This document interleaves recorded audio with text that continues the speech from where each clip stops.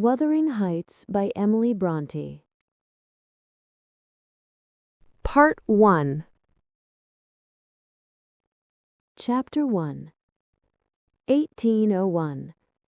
I have just returned from a visit to my landlord, the solitary neighbor that I shall be troubled with. This is certainly a beautiful country.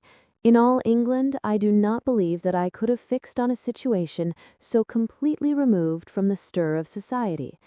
A perfect misanthropist's heaven, and Mr. Heathcliff and I are such a suitable pair to divide the desolation between us. A capital fellow. He little imagined how my heart warmed towards him when I beheld his black eyes withdraw so suspiciously under their brows as I rode up, and when his fingers sheltered themselves with a jealous resolution still further in his waistcoat as I announced my name. "Mr. Heathcliff?" I said. A nod was the answer. "Mr. Lockwood, your new tenant, sir. I do myself the honor of calling as soon as possible after my arrival to express the hope that I have not inconvenienced you by my perseverance in soliciting the occupation of Thrushcross Grange. I heard yesterday you had had some thoughts." "Thrushcross Grange is my own, sir. I should not allow anyone to inconvenience me if I could hinder it. Walk in." The "walk in" was uttered with closed teeth, and expressed the sentiment, "go to the deuce." Even the gate over which he leant manifested no sympathizing movement to the words, and I think that circumstance determined me to accept the invitation. I felt interested in a man who seemed more exaggeratedly reserved than myself. When he saw my horse's breast fairly pushing the barrier, he did put out his hand to unchain it, and then sullenly preceded me up the causeway, calling, as we entered the court, "Joseph, take Mr. Lockwood's horse, and bring up some wine."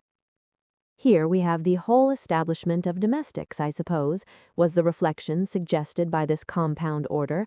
"No wonder the grass grows up between the flags, and cattle are the only hedge-cutters." Joseph was an elderly, nay, an old man, very old, perhaps, though hale and sinewy. "The Lord help us," he soliloquized in an undertone of peevish displeasure, while relieving me of my horse, looking meantime in my face so sourly that I charitably conjectured he must have need of divine aid to digest his dinner, and his pious ejaculation had no reference to my unexpected advent. Wuthering Heights is the name of Mr. Heathcliff's dwelling, Wuthering being a significant provincial adjective descriptive of the atmospheric tumult to which its station is exposed in stormy weather. Pure, bracing ventilation they must have up there at all times indeed. One may guess the power of the north wind blowing over the edge by the excessive slant of a few stunted firs at the end of the house, and by a range of gaunt thorns, all stretching their limbs one way as if craving alms of the sun. Happily, the architect had foresight to build it strong. The narrow windows are deeply set in the wall, and the corners defended with large jutting stones. Before passing the threshold, I paused to admire a quantity of grotesque carving lavished over the front, and especially about the principal door, above which, among a wilderness of crumbling griffins and shameless little boys, I detected the date 1500 and the name Catherine Earnshaw. I would have made a few comments and requested a short history of the place from the surly owner, but his attitude at the door appeared to demand my speedy entrance or complete departure, and I had no desire to aggravate his impatience previous to inspecting the penetralium. One step brought us into the family sitting room without any introductory lobby or passage. They call it here the house preeminently. It includes kitchen and parlor generally, but I believe at Wuthering Heights the kitchen is forced to retreat altogether into another quarter. At least I distinguished a chatter of tongues and a clatter of culinary utensils deep within, and I observed no signs of roasting, boiling, or baking about the huge fireplace, nor any glitter of copper saucepans and tin cullenders on the walls. One end, indeed, reflected splendidly both light and heat from ranks of immense pewter dishes, interspersed with silver jugs and tankards. towering row after row on a vast oak dresser to the very roof. The latter had never been underdrawn. Its entire anatomy lay bare to an inquiring eye, except where a frame of wood laden with oatcakes and clusters of legs of beef, mutton, and ham concealed it. Above the chimney were sundry villainous old guns and a couple of horse pistols, and by way of ornament 3 gaudily painted canisters disposed along its ledge. The floor was of smooth white stone, the chairs high-backed, primitive structures painted green, 1 or 2 heavy black ones lurking in the shade. In an arch under the dresser reposed a huge liver-colored bitch pointer, surrounded by a swarm of squealing puppies, and other dogs haunted other recesses. The apartment and furniture would be nothing extraordinary as belonging to a homely northern farmer, with a stubborn countenance and stalwart limbs set out in advantage in knee-breeches and gaiters. Such an individual, seated in his armchair, his mug of ale frothing on the round table before him, is to be seen in any circuit of 5 or 6 miles among these hills, if you go the right time after dinner. But Mr. Heathcliff forms a singular contrast to his abode and style of living. He is a dark-skinned gypsy in aspect, in dress and manners a gentleman, that is, as much a gentleman as many a country squire. Rather slovenly, perhaps, yet not looking amiss with his negligence, because he has an erect and handsome figure, and rather morose. Possibly some people might suspect him of a degree of underbred pride. I have a sympathetic chord within that tells me it's nothing of the sort. I know by instinct his reserve springs from an aversion to showy displays of feeling, to manifestations of mutual kindliness. He'll love and hate equally under cover, and esteem it a species of impertinence to be loved or hated again. No, I'm running on too fast. I bestow my own attributes over liberally on him. Mr. Heathcliff may have entirely dissimilar reasons for keeping his hand out of the way when he meets a would-be acquaintance to those that actuate me. Let me hope my constitution is almost peculiar. My dear mother used to say I should never have a comfortable home, and only last summer I proved myself perfectly unworthy of one. While enjoying a month of fine weather at the sea-coast, I was thrown into the company of a most fascinating creature, a real goddess in my eyes as long as she took no notice of me. I never told my love vocally, still, if looks have language, the merest idiot might have guessed I was over heads and ears. She understood me at last, and looked a return, the sweetest of all imaginable looks. And what did I do? I confess it with shame, shrunk icily into myself like a snail, at every glance retired colder and farther, till finally the poor innocent was led to doubt her own senses, and, overwhelmed with confusion at her supposed mistake, persuaded her mamma to decamp. By this curious turn of disposition, I have gained the reputation of deliberate heartlessness, how undeserved I alone can appreciate.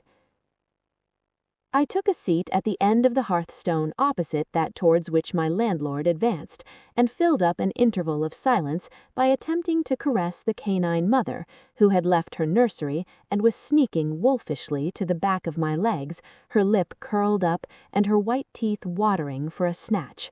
My caress provoked a long guttural gnarl. "You'd better let the dog alone," growled Mr. Heathcliff in unison, checking fiercer demonstrations with a punch of his foot. Then, striding to a side door, he shouted again, "Joseph." Joseph mumbled indistinctly in the depths of the cellar, but gave no intimation of ascending, so his master dived down to him, leaving me vis-a-vis the ruffian-like bitch and a pair of grim, shaggy sheepdogs, who shared with her a jealous guardianship over all my movements. Not anxious to come in contact with their fangs, I sat still, but imagining they would scarcely understand tacit insults, I unfortunately indulged in winking and making faces at the trio, and some turn of my physiognomy so irritated Madame that she suddenly broke into a fury and leapt on my knees. I flung her back and hastened to interpose the table between us. This proceeding aroused the whole hive. Half a dozen four-potted fiends of various sizes and ages issued from hidden dens to the common center.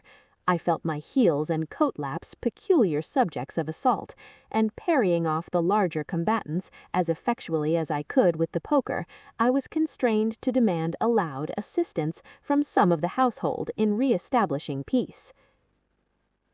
Mr. Heathcliff and his man climbed the cellar steps with vexatious phlegm.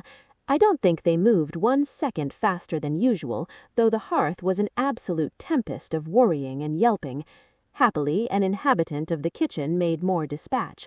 A lusty dame with tucked-up gown, bare arms, and fire-flushed cheeks rushed into the midst of us flourishing a frying-pan, and used that weapon and her tongue to such purpose that the storm subsided magically, and she only remained, heaving like a sea after a high wind, when her master entered the scene. "What the devil is the matter?" he asked, eyeing me in a manner that I could ill. "They won't meddle with persons who touch nothing," he remarked, putting the bottle before me and restoring the displaced table. "The dogs do right to be vigilant. Take a glass of wine?" "No, thank you. Not bitten, are you?" "If I had been, I would have set my signet on the biter." Heathcliff's countenance relaxed into a grin. "Come, come," he said, "you are flurried, Mr. Lockwood. Here, take a little wine. Guests are so exceedingly rare in this house that I and my dogs, I am willing to own, hardly know how to receive them. Your health, sir." I bowed and returned the pledge, beginning to perceive that it would be foolish to sit sulking for the misbehavior of a pack of curs. Besides, I felt loath to yield the fellow further amusement at my expense, since his humor took that turn. He, probably swayed by prudential consideration of the folly of offending a good tenant, relaxed a little in the laconic style of chipping off his pronouns and auxiliary verbs, and introduced what he supposed would be a subject of interest to me, a discourse on the advantages and disadvantages of my present place of retirement. I found him very intelligent on the topics we touched, and before I went home I was encouraged so far as to volunteer another visit tomorrow. He evidently wished no repetition of my intrusion. I shall go, notwithstanding. It is astonishing how sociable I feel myself compared with him. Chapter 2. Yesterday afternoon set in misty and cold. I had half a mind to spend it by my study fire, instead of wading through heath and mud to Wuthering Heights. On coming up from dinner, however, N.B., I dined between 12 and 1 o'clock, the housekeeper, a matronly lady taken as a fixture along with the house, could not or would not comprehend my request that I might be served at 5. On mounting the stairs with this lazy intention and stepping into the room, I saw a servant girl on her knees surrounded by brushes and coal scuttles and raising an infernal dust as she extinguished the flames with heaps of cinders. This spectacle drove me back immediately. I took my hat and, after a 4 miles walk, arrived at Heathcliff's garden gate just in time to escape the first feathery flakes of a snow shower. On that bleak hilltop, the earth was hard with a black frost, and the air made me shiver through every limb. Being unable to remove the chain, I jumped over and, running up the flagged causeway bordered with straggling gooseberry bushes, knocked vainly for admittance, till my knuckles tingled and the dogs howled. "Wretched inmates," I ejaculated mentally, "you deserve perpetual isolation from your species for your churlish inhospitality. At least I would not keep my doors barred in the daytime. I don't care, I will get in." So resolved, I grasped the latch and shook it vehemently. Vinegar-faced Joseph projected his head from a round window of the barn. "What are you for?" he shouted. "To Meister's down to the fold. Go around by the end of the lath if you went to spake to him." "Is there nobody inside to open the door?" I hallooed responsively. "There's nobbut the missus, and she'll not open it and you make your fleesome dins till neath." "Why, cannot you tell her whom I am, Joseph?" "Nor nae me, I'll hae no hend with it," muttered the head, vanishing. The snow began to drive thickly. I seized the handle to essay another trial, when a young man without coat and shouldering a pitchfork appeared in the yard behind. He hailed me to follow him, and after marching through a wash-house and a paved area containing a coal-shed, pump, and pigeon-cot, we at length arrived in the huge, warm, cheerful apartment where I was formerly received. It glowed delightfully in the radiance of an immense fire, compounded of coal, peat, and wood, and near the table, laid for a plentiful evening meal, I was pleased to observe the Mrs., an individual whose existence I had never previously suspected. I bowed and waited, thinking she would bid me take a seat. She looked at me, leaning back in her chair, and remained motionless and mute. "Rough weather," I remarked. "I'm afraid, Mrs. Heathcliff, the door must bear the consequence of your servants' leisure attendance. I had hard work to make them hear me." She never opened her mouth. I stared, she stared also. At any rate, she kept her eyes on me in a cool, regardless manner, exceedingly embarrassing and disagreeable. "Sit down," said the young man gruffly. "He'll be in soon."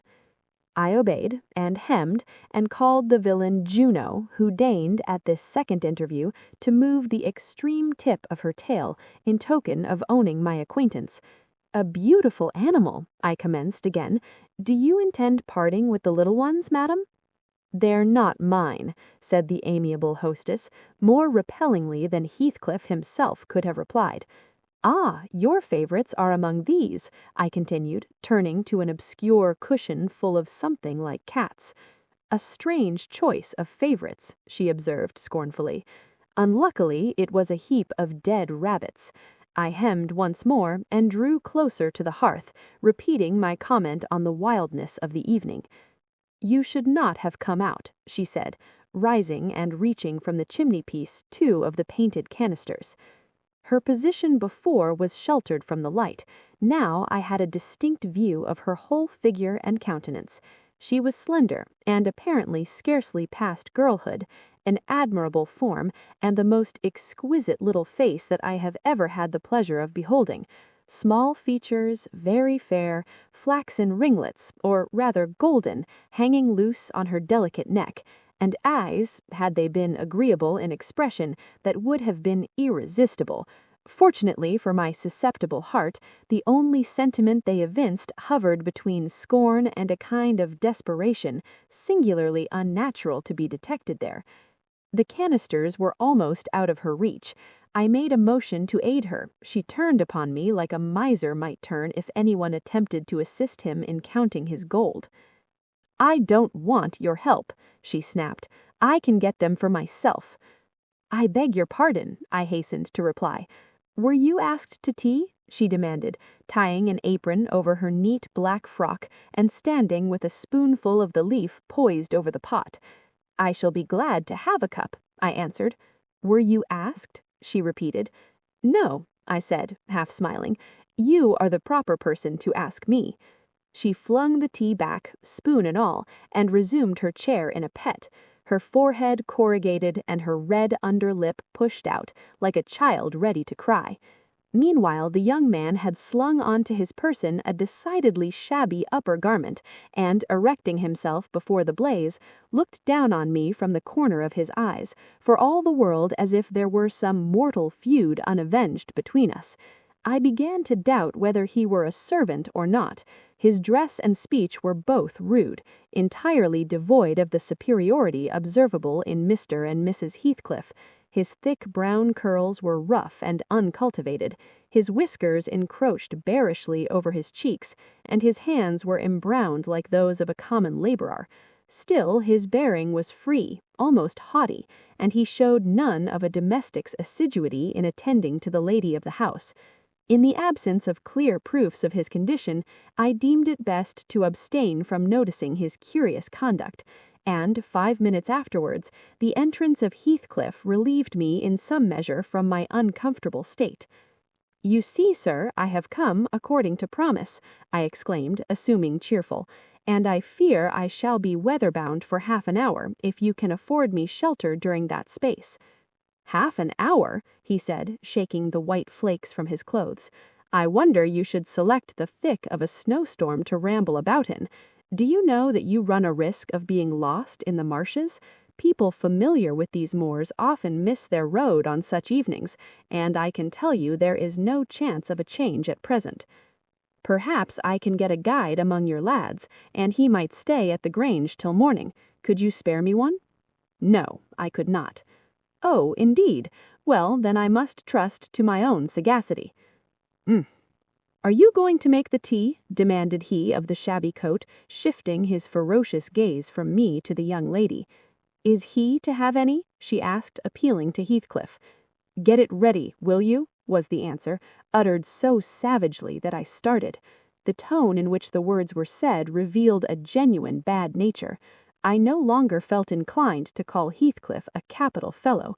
When the preparations were finished, he invited me with, "Now, sir, bring forward your chair," and we all, including the rustic youth, drew round the table, an austere silence prevailing while we discussed our meal. I thought if I had caused the cloud, it was my duty to make an effort to dispel it.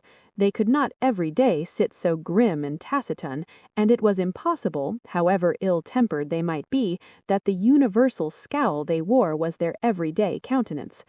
"It is strange," I began, in the interval of swallowing one cup of tea and receiving another, "it is strange how custom can mold our tastes and ideas. Many could not imagine the existence of happiness in a life of such complete exile from the world as you spend, Mr. Heathcliff. Yet I'll venture to say that surrounded by your family, and with your amiable lady as the presiding genius over your home and heart—" "My amiable lady?" he interrupted, with an almost diabolical sneer on his face. "Where is she, my amiable lady?" "Mrs. Heathcliff, your wife, I mean." "Well, yes. Oh, you would intimate that her spirit has taken the post of ministering angel, and guards the fortunes of Wuthering Heights even when her body is gone. Is that it?" Perceiving myself in a blunder, I attempted to correct it. I might have seen there was too great a disparity between the ages of the parties to make it likely that they were man and wife. One was about 40, a period of mental vigor at which men seldom cherish the delusion of being married for love by girls. That dream is reserved for the solace of our declining years. The other did not look 17. Then it flashed upon me. The clown at my elbow, who is drinking his tea out of a basin and eating his bread with unwashed hands, may be her husband. Heathcliff Jr., of course. Here is the consequence of being buried alive. She has thrown herself away upon that boor from sheer ignorance that better individuals existed. A sad pity. I must beware how I cause her to regret her choice. The last reflection may seem conceited. It was not. My neighbor struck me as bordering on repulsive. I knew through experience that I was tolerably attractive. "Mrs. Heathcliff is my daughter-in-law," said Heathcliff, corroborating my surmise.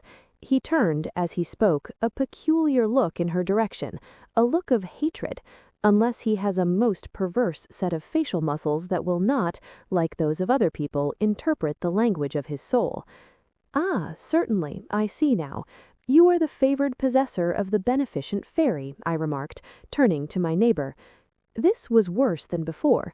The youth grew crimson and clenched his fist with every appearance of a meditated assault, but he seemed to recollect himself presently and smothered the storm in a brutal curse, muttered on my behalf, which, however, I took care not to notice.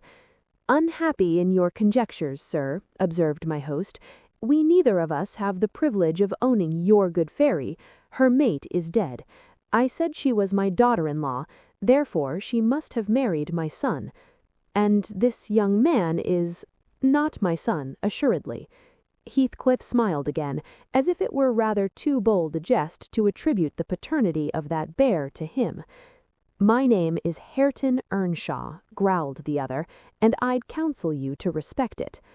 "I've shown no disrespect," was my reply, laughing internally at the dignity with which he announced himself. He fixed his eye on me longer than I cared to return the stare, for fear I might be tempted either to box his ears or render my hilarity audible. I began to feel unmistakably out of place in that pleasant family circle. The dismal spiritual atmosphere overcame and more than neutralized the glowing physical comforts round me, and I resolved to be cautious how I ventured under those rafters a third time. The business of eating being concluded, and no one uttering a word of sociable conversation, I approached a window to examine the weather. A sorrowful sight I saw, dark night coming down prematurely, and sky and hills mingled in one bitter whirl of wind and suffocating snow.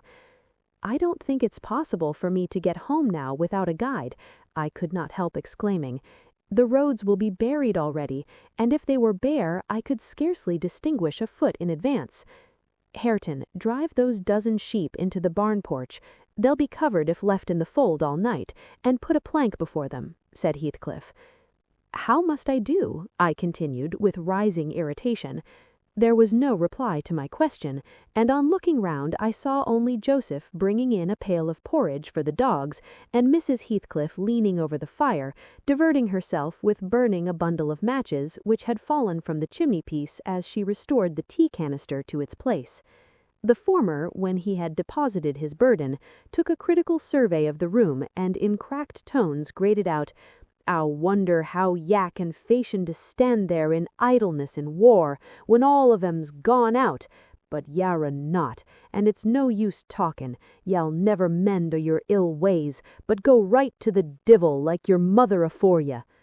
I imagined for a moment that this piece of eloquence was addressed to me, and, sufficiently enraged, stepped towards the aged rascal with an intention of kicking him out of the door. Mrs. Heathcliff, however, checked me by her answer. "You scandalous old hypocrite, are you not afraid of being carried away bodily whenever you mention the devil's name? I warn you to refrain from provoking me, or I'll ask your abduction as a special favor. Stop, look here, Joseph," she continued, taking a long, dark book from a shelf. "I'll show you how far I've progressed in the black art. I shall soon be competent to make a clear house of it. The red cow didn't die by chance, and your rheumatism can hardly be reckoned among providential visitations." "Oh, wicked, wicked!" gasped the elder. "May the Lord deliver us from evil. No, reprobate, you are a castaway. Be off, or I'll hurt you seriously. I'll have you all modelled in wax and clay, and the first who passes the limits I fix I'll not say what he shall be done to, but you'll see. Go, I'm looking at you." The little witch put a mock malignity in her beautiful eyes, and Joseph, trembling with sincere horror, hurried out, praying and ejaculating "wicked" as he went. I thought her conduct must be prompted by a species of dreary fun, and now that we were alone, I endeavoured to interest her in my distress. "Mrs. Heathcliff," I said, earnestly, "you must excuse me for troubling you. I presume, because, with that face, I'm sure you cannot help being good-hearted. Do point out some landmarks by which I may know my way home. I have no idea how to get there than you would have how to get to London." "Take the road you came," she answered, ensconcing herself in a chair, with a candle and the long book open before her. "It is brief advice, but as sound as I can give. Then, if you hear of me being discovered dead in a bog or a pit full of snow, your conscience won't whisper that it's partly your fault?" "How so? I cannot escort you. They wouldn't let me go to the end of the garden wall." I should be sorry to ask you to cross the threshold for my convenience on such a night," I cried. "I want you to tell me my way, not to show it, or else to persuade Mr. Heathcliff to give me a guide." "Who? There's himself, Earnshaw, Zillah, Joseph, and I. Which would you have?" "Are there no boys at the farm?" "No, those are all." "Then it follows that I am compelled to stay." "That you may settle with your host. I have nothing to do with it." "I hope it will be a lesson to you to make no more rash journeys on these hills," cried Heathcliff's stern voice from the kitchen entrance. "As to staying here, I don't keep accommodations for visitors. You must share a bed with Hareton or Joseph if you do." "I can sleep on a chair in this room," I replied. "No, no. A stranger is a stranger, be he rich or poor. It will not suit me to permit anyone the range of the place while I am off guard." With this insult, my patience was at an end. I uttered an expression of disgust and pushed past him into the yard, running against Earnshaw in my haste. It was so dark that I could not see the means of exit, and as I wandered round I heard another specimen of their civil behaviour amongst each other. At first the young man appeared about to befriend me. "I'll go with him as far as the park," he said. "You'll go with him to hell," exclaimed his master, or whatever relation he bore. "And who is to look after the horses, eh?" "A man's life is more consequence than one evening's neglect of the horses. Somebody must go," murmured Mrs. Heathcliff, more kindly than I expected. "Not at your command," retorted Hareton. "If you set store on him, you'd better be quiet." "Then I hope his ghost will haunt you, and I hope Mr. Heathcliff will never get another tenant until the Grange is a ruin," answered she sharply. "Hearken, hearken, shoes cursin' on him," muttered Joseph, towards which I had been steering. He sat within earshot, milking the cows by the light of a lantern, which I seized unceremoniously, and calling out that I would send it back on the morrow, rushed to the nearest postern. "Maester, maester, he's stealin' the lantern," shouted the ancient, pursuing my retreat. "Hey, Gnasher! Hey, dog! Hey, wolf! Hold him! Hold him!" On opening the little door, two hairy monsters flew at my throat, bearing me down and extinguishing the light, while a mingled guffaw from Heathcliff and Hareton put the copestone on my rage and humiliation. Fortunately, the beasts seemed more bent on stretching their paws, and yawning and flourishing their tails, than devouring me alive. But they would suffer no resurrection, and I was forced to lie till their malignant masters pleased to deliver me. Then, hatless and trembling with wrath, I ordered the miscreants to let me out, on their peril to keep me 1 minute longer, with several incoherent threats of retaliation that in their indefinite depth of virulence smacked of King Lear. The vehemence of my agitation brought on a copious bleeding at the nose, and still Heathcliff laughed, and still I scolded. I don't know what would have concluded the scene had there not been one person at hand rather more rational than myself, and more benevolent than my entertainer. This was Zillah, the stout housewife, who at length issued forth to inquire into the nature of the uproar. She thought that some of them had been laying violent hands on me, and not daring to attack her master, she turned her vocal artillery against the younger scoundrel. "Well, Mr. Earnshaw," she cried, "I wonder what you'll have agate next. Are we going to murder folk on our very doorstones? I see this house will never do for me. Look at the poor lad, he's fair choking. Whisht, whisht, you mustn't go on so. Come in and I'll cure that. There, now hold ye still." With these words, she suddenly splashed a pint of icy water down my neck and pulled me into the kitchen. Mr. Heathcliff followed, his accidental merriment expiring quickly in his habitual moroseness. I was sick exceedingly, and dizzy and faint, and thus compelled perforce to accept lodgings under his roof.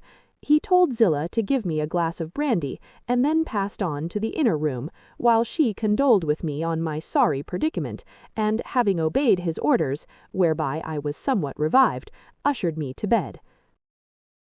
Chapter 3.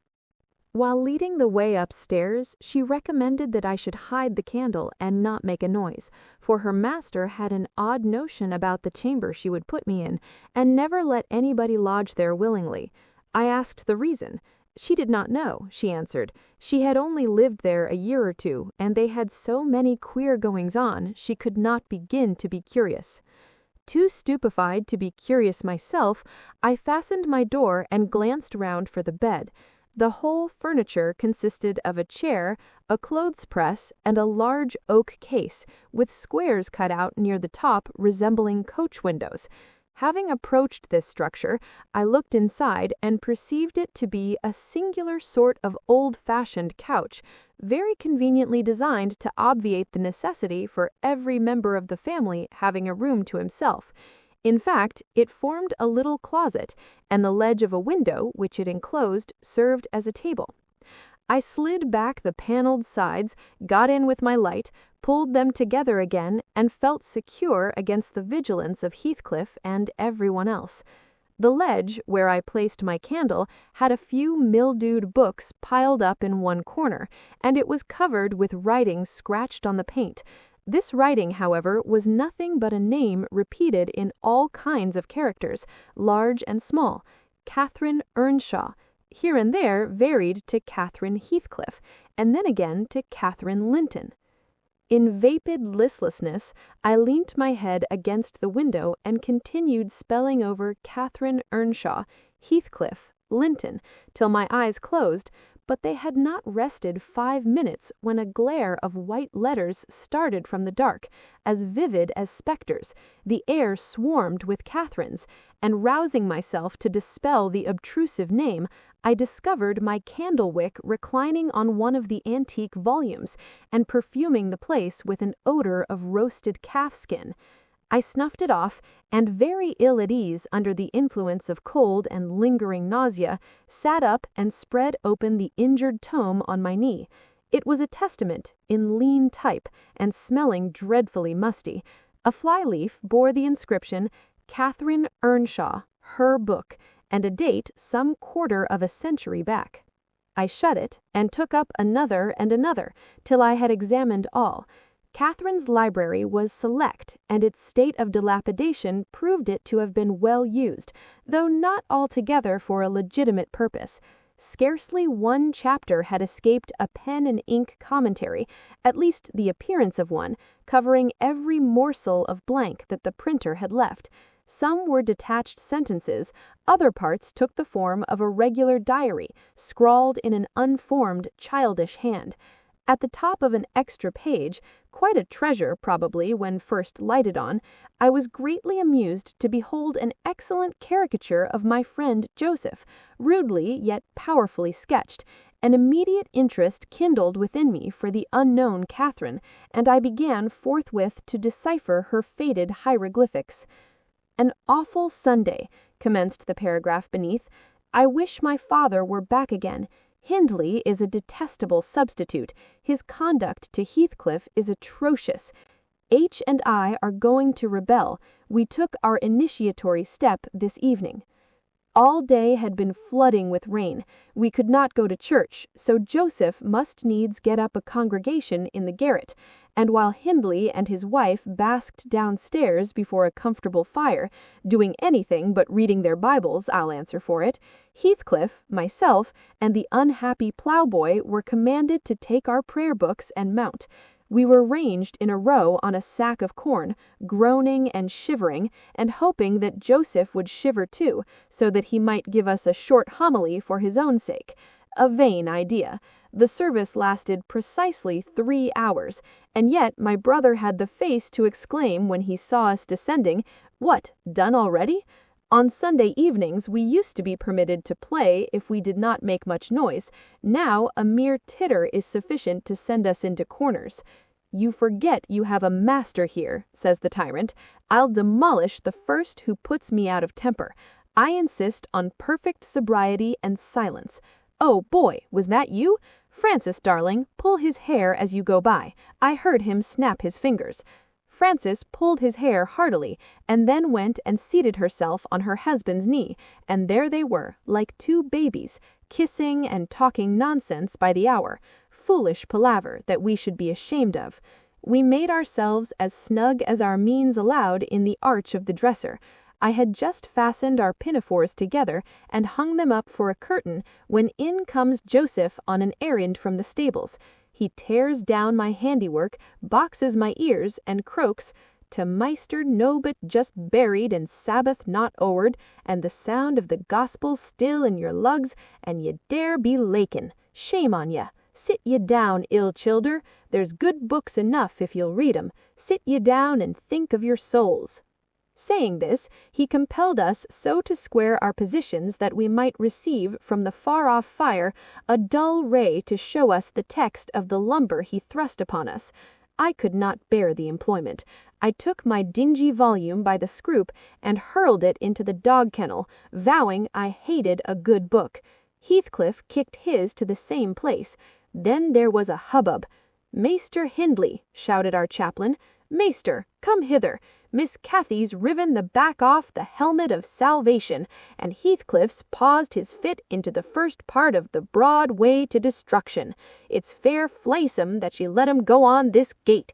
Eh, The old man would have laced 'em properly, but he's gone."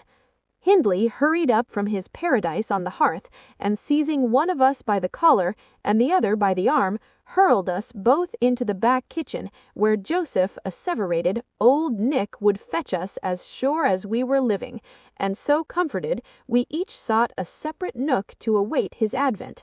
I reached this book and a pot of ink from a shelf, and pushed the house door ajar to give me light, and I have got the time on with writing for 20 minutes, but my companion is impatient, and proposes that we should appropriate the dairywoman's cloak, and have a scamper on the moors under its shelter. A pleasant suggestion, and then if the surly old man come in, he may believe his prophecy verified. We cannot be damper or colder in the rain than we are here. I suppose Catherine fulfilled her project, for the next sentence took up another subject. She waxed lachrymose. "How little did I dream that Hindley would ever make me cry so," she wrote. "My head aches till I cannot keep it on the pillow, and still I can't give it over. Poor Heathcliff! Hindley calls him a vagabond, and won't let him sit with us nor eat with us any more, and he says he and I must not play together, and threatens to turn him out of the house if we break his orders. He has been blaming our father, how dared he, for treating H too liberally, and swears he will reduce him to his right place." I began to nod drowsily over the dim page. My eye wandered from manuscript to print. I saw a red ornamented title, 70 times 7, and the first of the 71st, a pious discourse delivered by the Reverend Jabez Branderham in the chapel of Gimmerdin Sod. And while I was half-consciously worrying my brain to guess what Jabez Branderham would make of his subject, I sank back in bed and fell asleep. Alas for the effects of bad tea and bad temper! What else could it be that made me pass such a terrible night? I don't remember another that I can at all compare to it since I was capable of suffering. I began to dream almost before I ceased to be sensible of my locality. I thought it was morning, and I had set out on my way home with Joseph as a guide. The snow lay yards deep in our road, and as we floundered on, my companion wearied me with constant reproaches that I had not brought a pilgrim's staff, telling me that I could never get into the house without one, and boastfully flourishing a heavy-headed cudgel, which I understood to be so denominated. For a moment I considered it absurd that I should need such a weapon to gain admittance into my own residence. Then a new idea flashed across me. I was not going there. We were journeying to hear the famous Jabez Branderham preach from the text 70 times 7 and the first of the 71st, and either Joseph, the preacher, or I had committed the first of the 71st, and were to be publicly exposed and excommunicated. We came to the chapel. I have passed it really in my walks twice or thrice. It lies in a hollow between two hills, an elevated hollow near a swamp whose peaty moisture is said to answer all the purposes of embalming on the few corpses deposited there. The roof has been kept whole hitherto, but as the clergyman's stipend is only £20 per annum, and a house with 2 rooms threatening speedily to determine into one, no clergyman will undertake the duties of pastor, especially as it is currently reported that his flock would rather let him starve than increase the living by 1 penny from their own pockets. However, in my dream, Jabez had a full and attentive congregation, and he preached, good God, what a sermon, divided into 490 parts, each fully equal to an ordinary address from the pulpit, and each discussing a separate sin. Where he searched them I cannot tell. He had his private manner of interpreting the phrase, and it seemed necessary the brother should sin different sins on every occasion. They were of the most curious character, odd transgressions I never imagined previously. Oh, how weary I grew! How I writhed and yawned and nodded and revived! How I pinched and pricked myself and rubbed my eyes and stood up and sat down again and nudged Joseph to inform me if he would ever have done. I was condemned to hear all out. Finally, he reached the first of the 71st. At that crisis, a sudden inspiration descended on me. I was moved to rise and denounce Jabez Branderham as the sinner of the sin that no Christian need pardon. "Sir," I exclaimed, "sitting here within these 4 walls at one stretch, I have endured and forgiven the 490 heads of your discourse. 70 times 7 times have I plucked up my hat and been about to depart. 70 times 7 times have you preposterously forced me to resume my seat. The 491st is too much. Fellow martyrs, have at him. Drag him down and crush him to atoms, that the place which knows him may know him no more."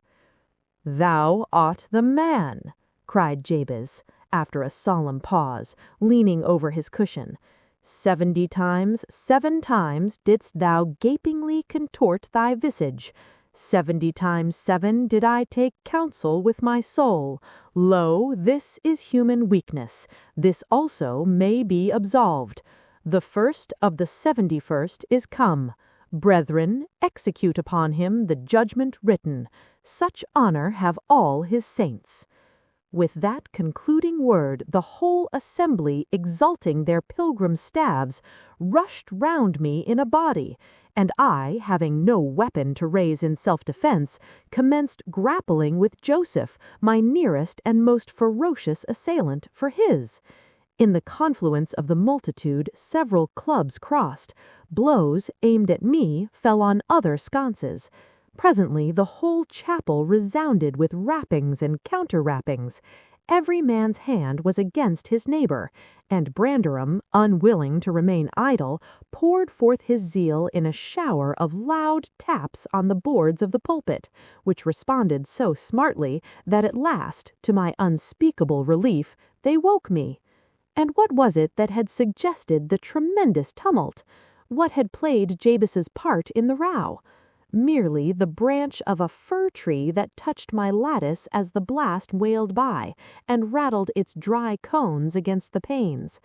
I listened doubtingly an instant, detected the disturber, then turned and dozed and dreamt again, if possible still more disagreeably than before. This time I remembered I was lying in the oak closet, and I heard distinctly the gusty wind and the driving of the snow. I heard also the fir bough repeat its teasing sound, and ascribed it to the right cause, but it annoyed me so much that I resolved to silence it, if possible, and I thought I rose and endeavored to unhasp the casement. The hook was soldered into the staple, a circumstance observed by me when awake, but forgotten. "I must stop it, nevertheless," I muttered, knocking my knuckles through the glass, and stretching an arm out to seize the importunate branch, instead of which my fingers closed on the fingers of a little ice-cold hand. The intense horror of nightmare came over me. I tried to draw back my arm, but the hand clung to it, and a most melancholy voice sobbed, "Let me in! Let me in!" "Who are you?" I asked, struggling meanwhile to disengage myself. "Catherine Linton," it replied, shiveringly. Why did I think of Linton? I had read Earnshaw 20 times for Linton. "I'm come home. I'd lost my way on the moor." As it spoke, I discerned obscurely a child's face looking through the window. Terror made me cruel, and, finding it useless to attempt shaking the creature off, I pulled its rest onto the broken pane and rubbed it to and fro till the blood ran down and soaked the bedclothes. Still it wailed, "Let me in," and maintained its tenacious grip, almost maddening me with fear. "How can I?" I said at length. "Let me go if you want me to let you in." The fingers relaxed. I snatched mine through the hole, hurriedly piled the books up in a pyramid against it, and stopped my ears to exclude the lamentable prayer. I seemed to keep them closed above a quarter of an hour, yet the instant I listened again, there was the doleful cry moaning on. "Begone!" I shouted. "I'll never let you in, not if you beg for 20 years." "It is 20 years," mourned the voice. 20 years! I've been a waif for 20 years." Thereat began a feeble scratching outside, and the pile of books moved as if thrust forward. I tried to jump up, but could not stir a limb, and so yelled aloud in a frenzy of fright. To my confusion, I discovered the yell was not ideal. Hasty footsteps approached my chamber door. Somebody pushed it open with a vigorous hand, and a light glimmered through the squares at the top of the bed. I sat shuddering yet, and wiping the perspiration from my forehead. The intruder appeared to hesitate, and muttered to himself. At last he said in a half-whisper, plainly not expecting an answer, "Is anyone here?" I considered it best to confess my presence, for I knew Heathcliff's accents and feared he might search further if I kept quiet. With this intention I turned and opened the panels. I shall not soon forget the effect my action produced. Heathcliff stood near the entrance in his shirt and trousers, with a candle dripping over his fingers, and his face as white as the wall behind him. The first creak of the oak startled him like an electric shock. The light leaped from his hold to a distance of some feet, and his agitation was so extreme that he could hardly pick it up. "Oh, God confound you, Mr. Lockwood! I wish you were at the—" commenced my host, setting the candle on a chair because he found it impossible to hold it steady. "And who showed you up into this room?" he continued, crushing his nails into his palms and grinding his teeth to subdue the maxillary convulsions. "Who was it? I've a good mind to turn them out of the house this moment." "It was your servant Zillah," I replied, flinging myself onto the floor and rapidly resuming my garments. "I should not care if you did, Mr. Heathcliff. She richly deserves it. I suppose that she wanted to get another proof that the place was haunted at my expense. Well, it is, swarming with ghosts and goblins. You have reason in shutting it up, I assure you. No one will thank you for a doze in such a den." "What do you mean? And what are you doing? Lie down and finish out the night since you are here, but for heaven's sake don't repeat that horrid noise. Nothing could excuse it unless you were having your throat cut." "If the little fiend had got out the window, she probably would have strangled me," I returned. "I'm not going to endure the persecutions of your hospitable ancestors again. Was not the Reverend Jabez Branderham akin to you on the mother's side? And that minx Catherine Linton, or Earnshaw, or however she was called, she must have been a changeling. Wicked little soul! She told me she had been walking the earth these 20 years. A just punishment for her mortal transgressions, I've no doubt." Scarcely were these words uttered when I recollected the association of Heathcliff's with Catherine's name in the book, which had completely slipped from my memory till thus awakened. I blushed at my inconsideration, but without showing further consciousness of the offence, I hastened to add, "The truth is, sir, I passed the first part of the night in—" Here I stopped afresh. I was about to say perusing those old volumes, then it would have revealed my knowledge of their written as well as their printed contents, so correcting myself, I went on, "in spelling over the names scratched on that window ledge, a monotonous occupation, calculated to set me asleep, like counting or—" "What can you mean by talking in this way to me?" thundered Heathcliff with savage vehemence. How dare you under my roof? God, he's mad to speak so," and he struck his forehead with rage. I did not know whether to resent this language or pursue my explanation, but he seemed so powerfully affected that I took pity and proceeded with my dreams, affirming I had never heard the appellation of Catherine Linton before, but reading it often over produced an impression which personified itself when I had no longer my imagination under control. Heathcliff gradually fell back into the shelter of the bed as I spoke, finally sitting down almost concealed behind it. I guessed, however, by his irregular and intercepted breathing, that he struggled to vanquish an excess of violent emotion. Not liking to show him that I had heard the conflict, I continued my toilette rather noisily, looked at my watch, and soliloquized on the length of the night. Not 3 o'clock yet. I could have taken oath it had been 6. Time stagnates here. We must surely have retired to rest at 8. Always at 9 in winter, and rise at 4, said my host, suppressing a groan, and, as I fancied, by the motion of his arm's shadow, dashing a tear from his eyes. Mr. Lockwood, you may go into my room. You'll only be in the way coming downstairs so early, and your childish outcry has sent sleep to the devil for me. And for me, too, I replied. I'll walk in the yard till daylight, then I'll be off, and you need not dread a repetition of my intrusion. I'm now quite cured of seeking pleasure in society, be it country or town. A sensible man ought to find sufficient company in himself. Delightful company, muttered Heathcliff. Take the candle and go where you please. I shall join you directly. Keep out of the yard, though, the dogs are unchained, and the house, Juno mounts sentinel there, and, nay, you can only ramble about the steps and passages. But away with you. I'll come in 2 minutes. I obeyed so far as to quit the chamber, when, ignorant where the narrow lobbies led, I stood still, and was witness involuntarily to a piece of superstition on the part of my landlord, which belied, oddly, his apparent sense.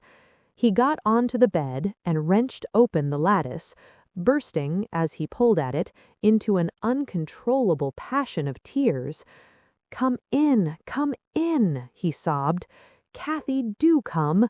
Oh, do once more. Oh, my heart's darling, hear me this time, Catherine, at last. The spectre showed a spectre's ordinary caprice. It gave no sign of being, but the snow and wind whirled wildly through, even reaching my station and blowing out the light.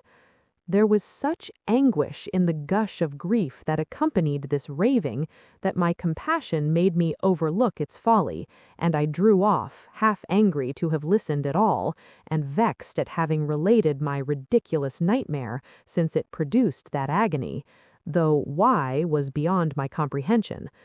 I descended cautiously to the lower regions and landed in the back kitchen, where a gleam of fire, raked compactly together, enabled me to rekindle my candle.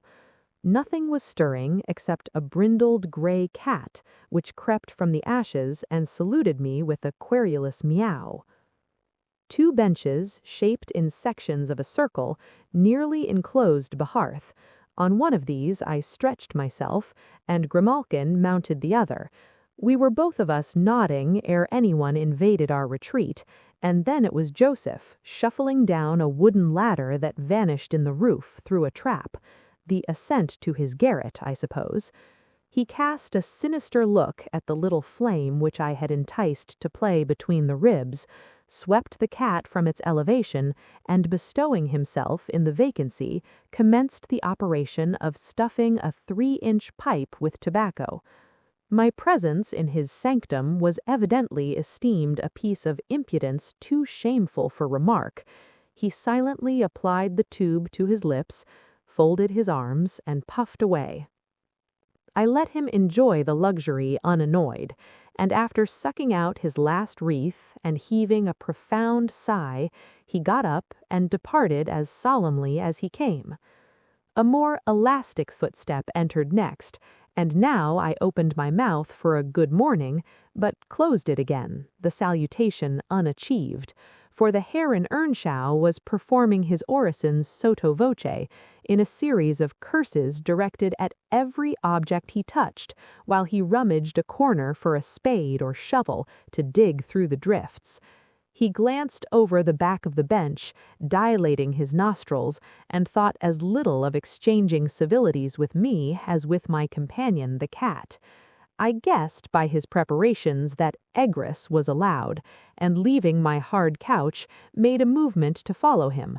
He noticed this and thrust at an inner door with the end of his spade, intimating by an inarticulate sound that that was the place where I must go if I changed my locality.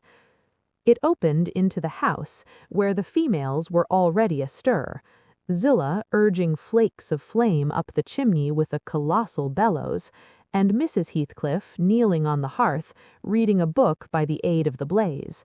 She held her hand interposed between the furnace heat and her eyes, and seemed absorbed in her occupation, desisting from it only to chide the servant for covering her with sparks, or to push away a dog now and then that snoozled its nose too forwardly into her face. I was surprised to see Heathcliff there also. He stood by the fire, his back towards me, just finishing a stormy scene with poor Zillah, who ever and on interrupted her labor to pluck up the corner of her apron and heave an indignant groan.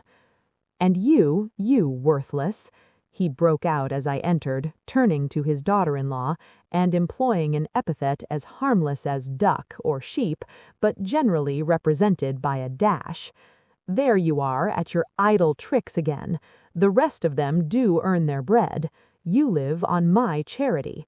Put your trash away and find something to do. You shall pay me for the plague of having you eternally in my sight. Do you hear, damnable jade?" "I'll put my trash away because you can make me if I refuse," answered the young lady, closing her book and throwing it on a chair. "But I'll do nothing, though you should swear your tongue out, except what I please." Heathcliff lifted his hand, and the speaker sprang to a safer distance, obviously acquainted with its weight. Having no desire to be entertained by a cat and dog combat, I stepped forward briskly, as if eager to partake the warmth of the hearth, and innocent of any knowledge of the interrupted dispute. Each had enough decorum to suspend further hostilities. Heathcliff placed his fists, out of temptation, in his pockets. Mrs. Heathcliff curled her lip and walked to a seat far off, where she kept her word by playing the part of a statue during the remainder of my stay. That was not long. I declined joining their breakfast, and at the first gleam of dawn took an opportunity to escaping into the free air, now clear and still and cold as impalpable ice. My landlord hollowed for me to stop ere I reached the bottom of the garden, and offered to accompany me across the moor. It was well he did, for the whole hill-back was one billowy white ocean, the swells and falls not indicating corresponding rises and depressions in the ground.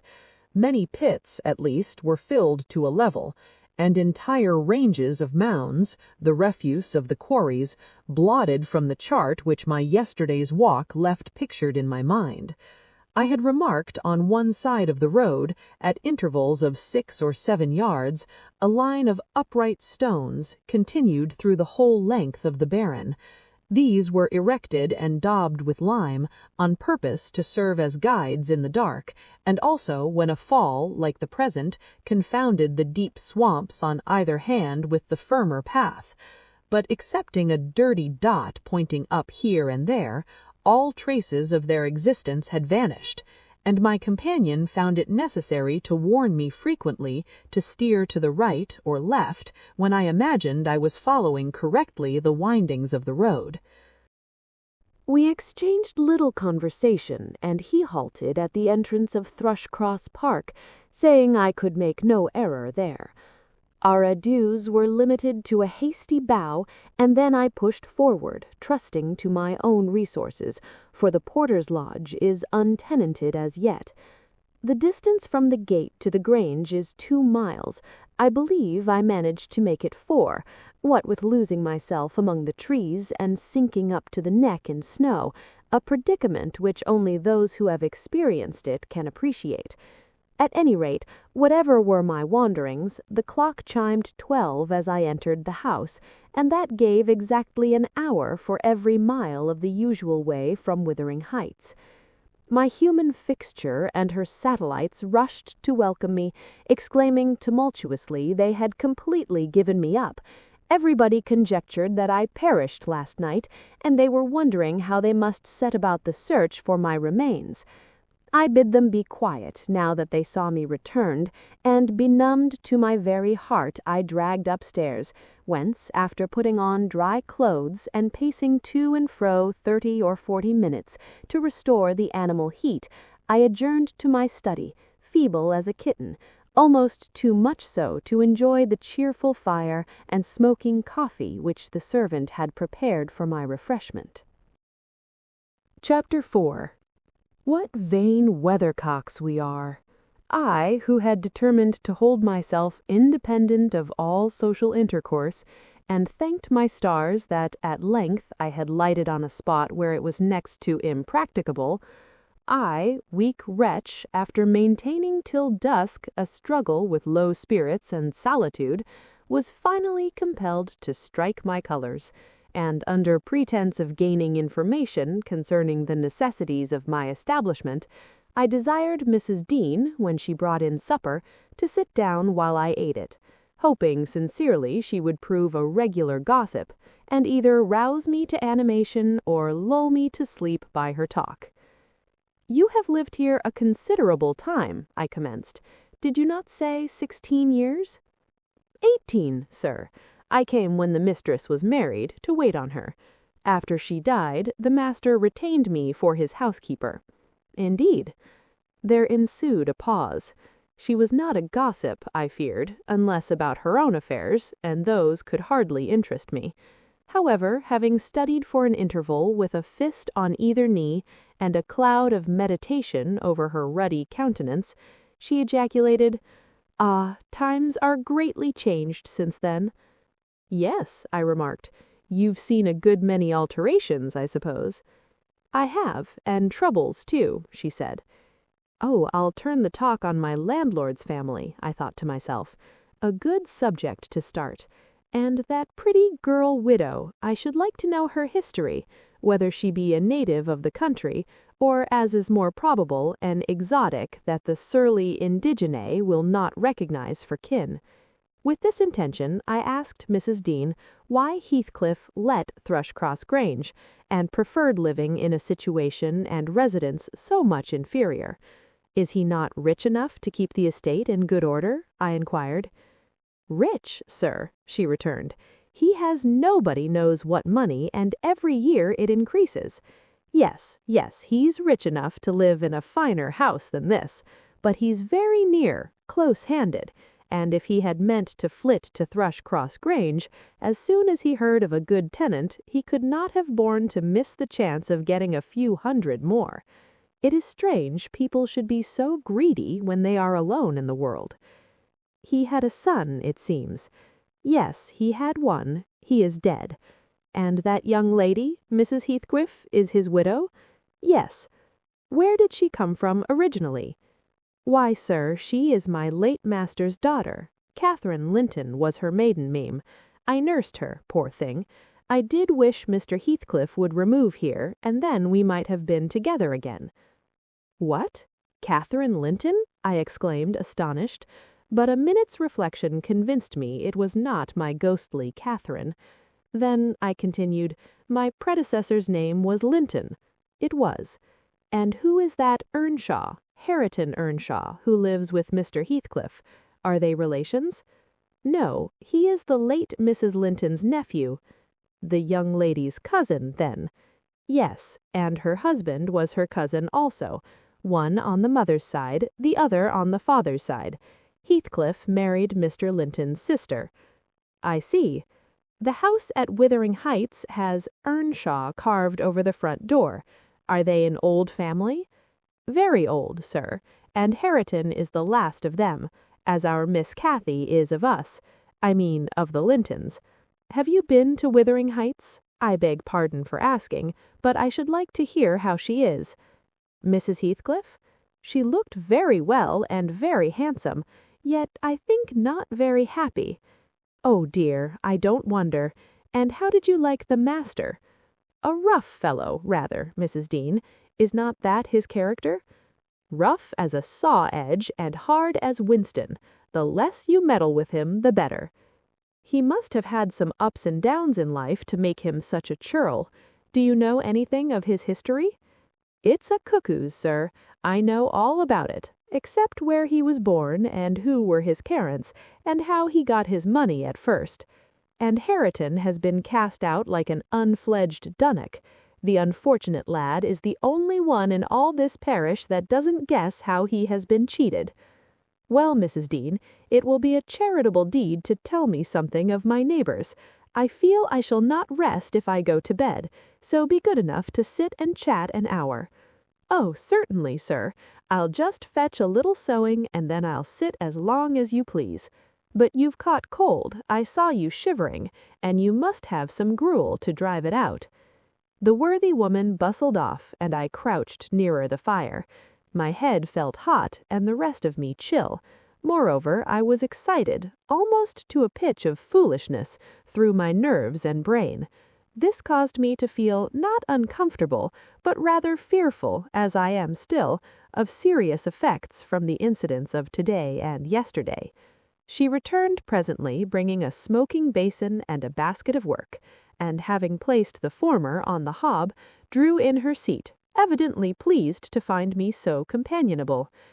"Before I came to live here," she commenced, waiting no further invitation to her story, "I was almost always at Wuthering Heights, because my mother had nursed Mr. Hindley Earnshaw, that was Hareton's father, and I got used to playing with the children. I ran errands, too, and helped to make hay, and hung about the farm ready for anything that anybody would set me to.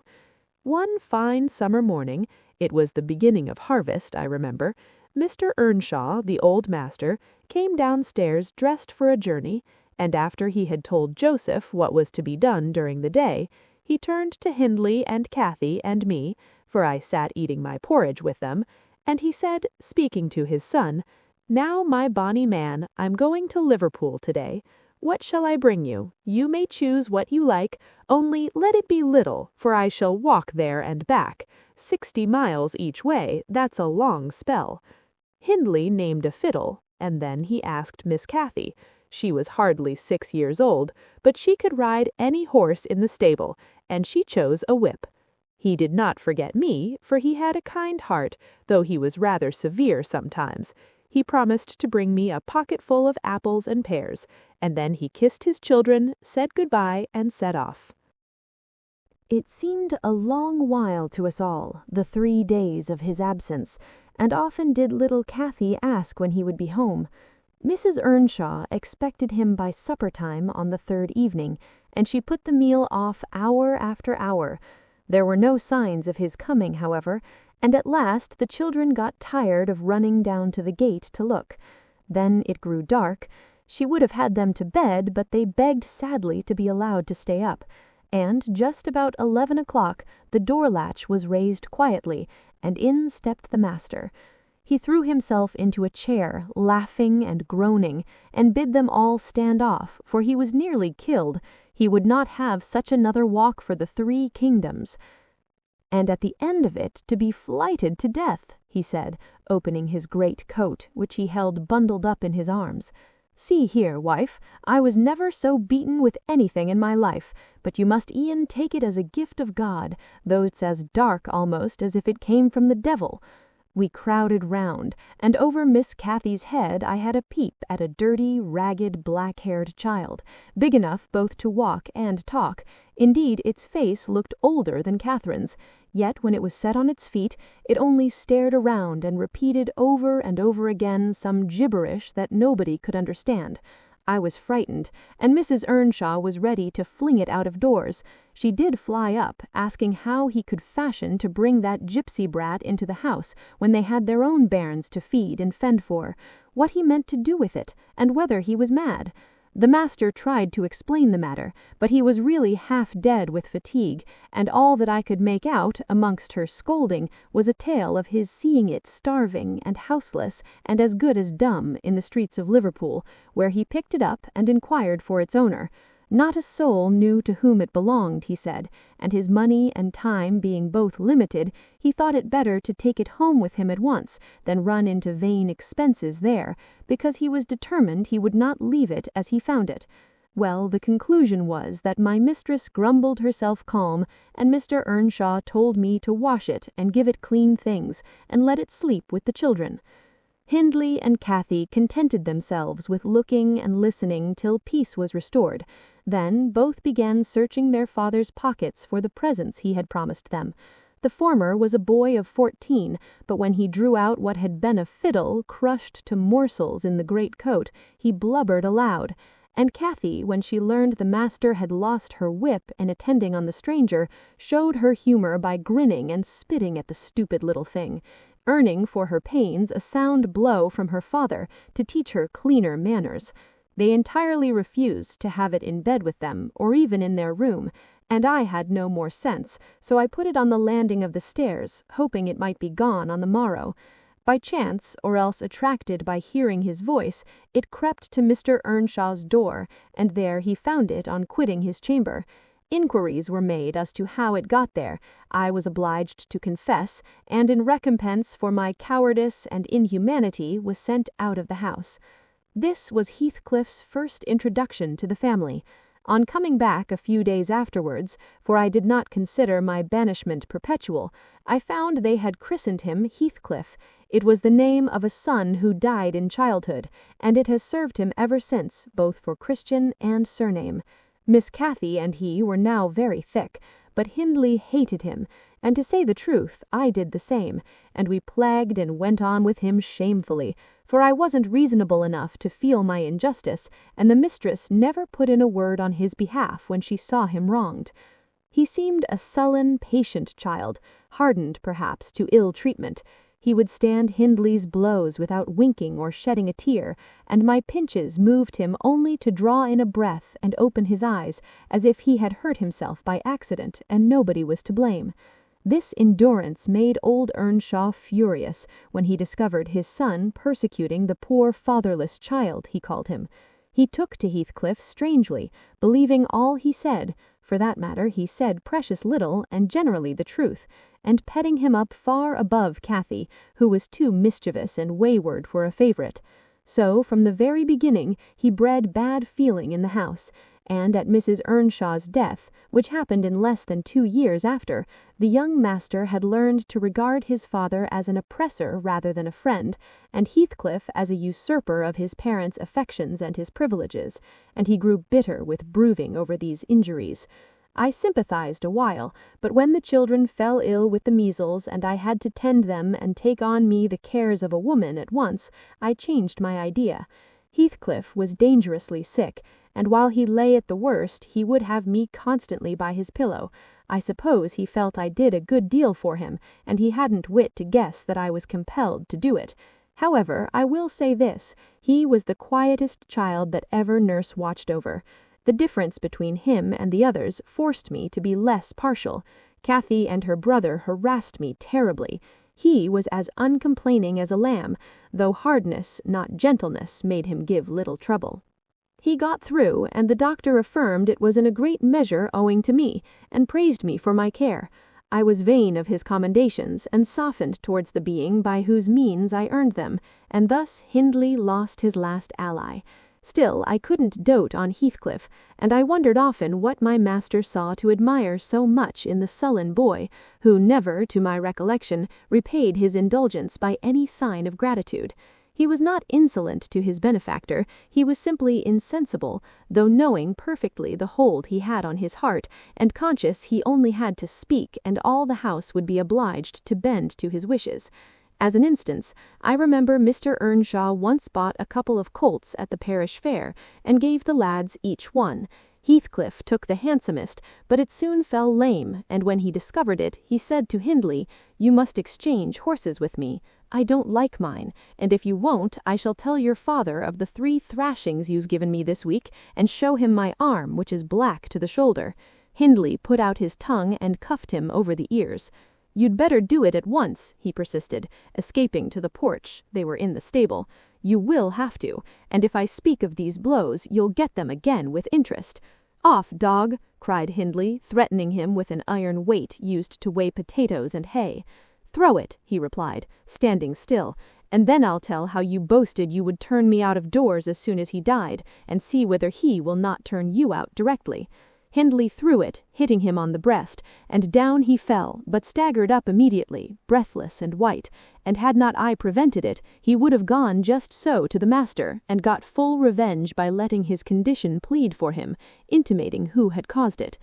"Take my colt, gypsy," said young Earnshaw, "and I pray that he may break your neck. Take him and be damned, you beggarly interloper, and wheedle my father out of all he has, only afterwards show him what you are, imp of Satan, and take that, I hope he'll kick your brains out." Heathcliff had gone to loose the beast and shift it to his own stall. He was passing behind it when Hindley finished his speech by knocking him under its feet, and without stopping to examine whether his hopes were fulfilled, ran away as fast as he could.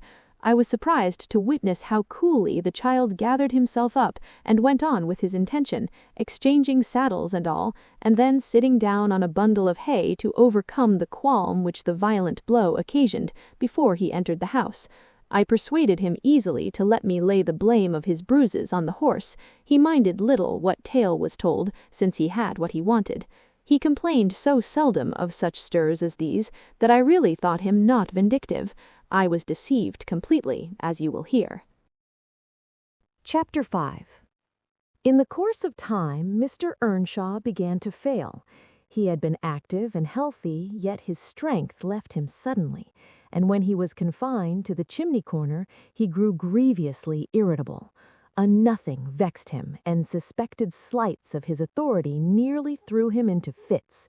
This was especially to be remarked if anyone attempted to impose upon or domineer over his favorite. He was painfully jealous lest a word should be spoken amiss to him, seeming to have got into his head the notion that, because he liked Heathcliff, all hated and longed to do him an ill turn. It was a disadvantage to the lad, for the kinder among us did not wish to fret the master, so we humored his partiality, and that humoring was rich nourishment to the child's pride and black tempers. Still, it became in a manner necessary. Twice or thrice, Hindley's manifestation of scorn, while his father was near, roused the old man to a fury.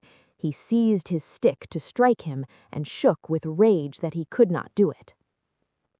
At last, our curate, we had a curate then who made the living answer by teaching the little Lintons in Earnshaws and farming his bit of land himself, advised that the young man should be sent to college, and Mr. Earnshaw agreed, though with a heavy spirit, for he said, Hindley was not and would never thrive as where he wandered. I hoped heartily we should have peace now. It hurt me to think the master should be made uncomfortable by his own good deed. I fancied the discontent of age and disease arose from his family disagreements, as he would have it that it did. Really, you know, sir, it was in his sinking frame. We might have got on tolerably, notwithstanding, but for two people, Miss Cathy and Joseph, the servant. You saw him, I dare say, up yonder. He was, and is yet most likely, the wearisome, self-righteous Pharisee that ever ransacked a Bible to rake the promises to himself and fling the curses to his neighbors.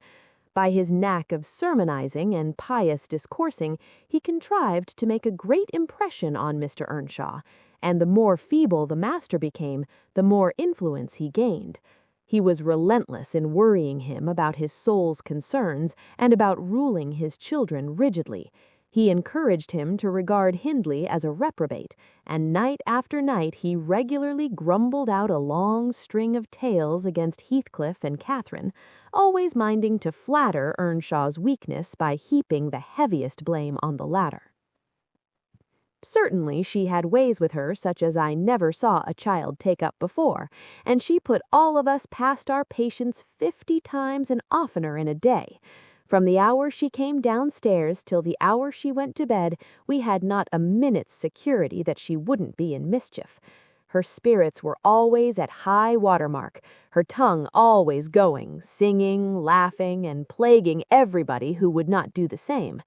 A wild, wicked slip she was, but she had the bonniest eye, the sweetest smile, and lightest foot in the parish, and after all, I believe she meant no harm, for when once she made you cry in good earnest, it seldom happened that she would not keep you company, and oblige you to be quiet that you might comfort her. She was much too fond of Heathcliff. The greatest punishment we could invent for her was to keep her separate from him, yet she got chided more than any one of us on his account.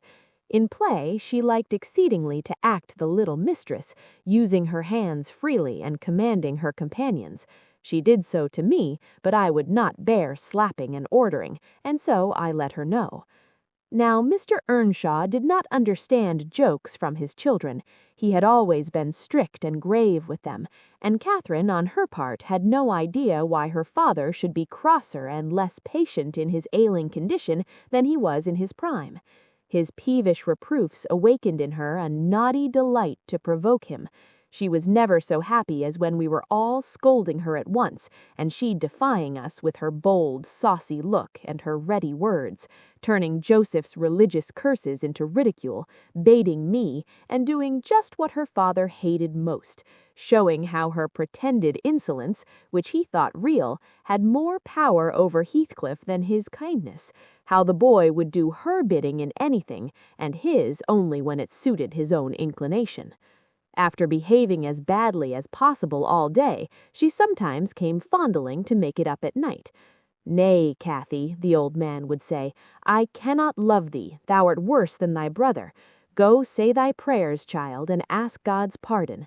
I doubt thy mother and I must rue that we ever reared thee." That made her cry at first, and then, being repulsed continually, hardened her, and she laughed if I told her to say she was sorry for her faults and begged to be forgiven. But the hour came at last that ended Mr. Earnshaw's troubles on earth. He died quietly in his chair one October evening, seated by the fireside. A high wind blustered round the house and roared in the chimney.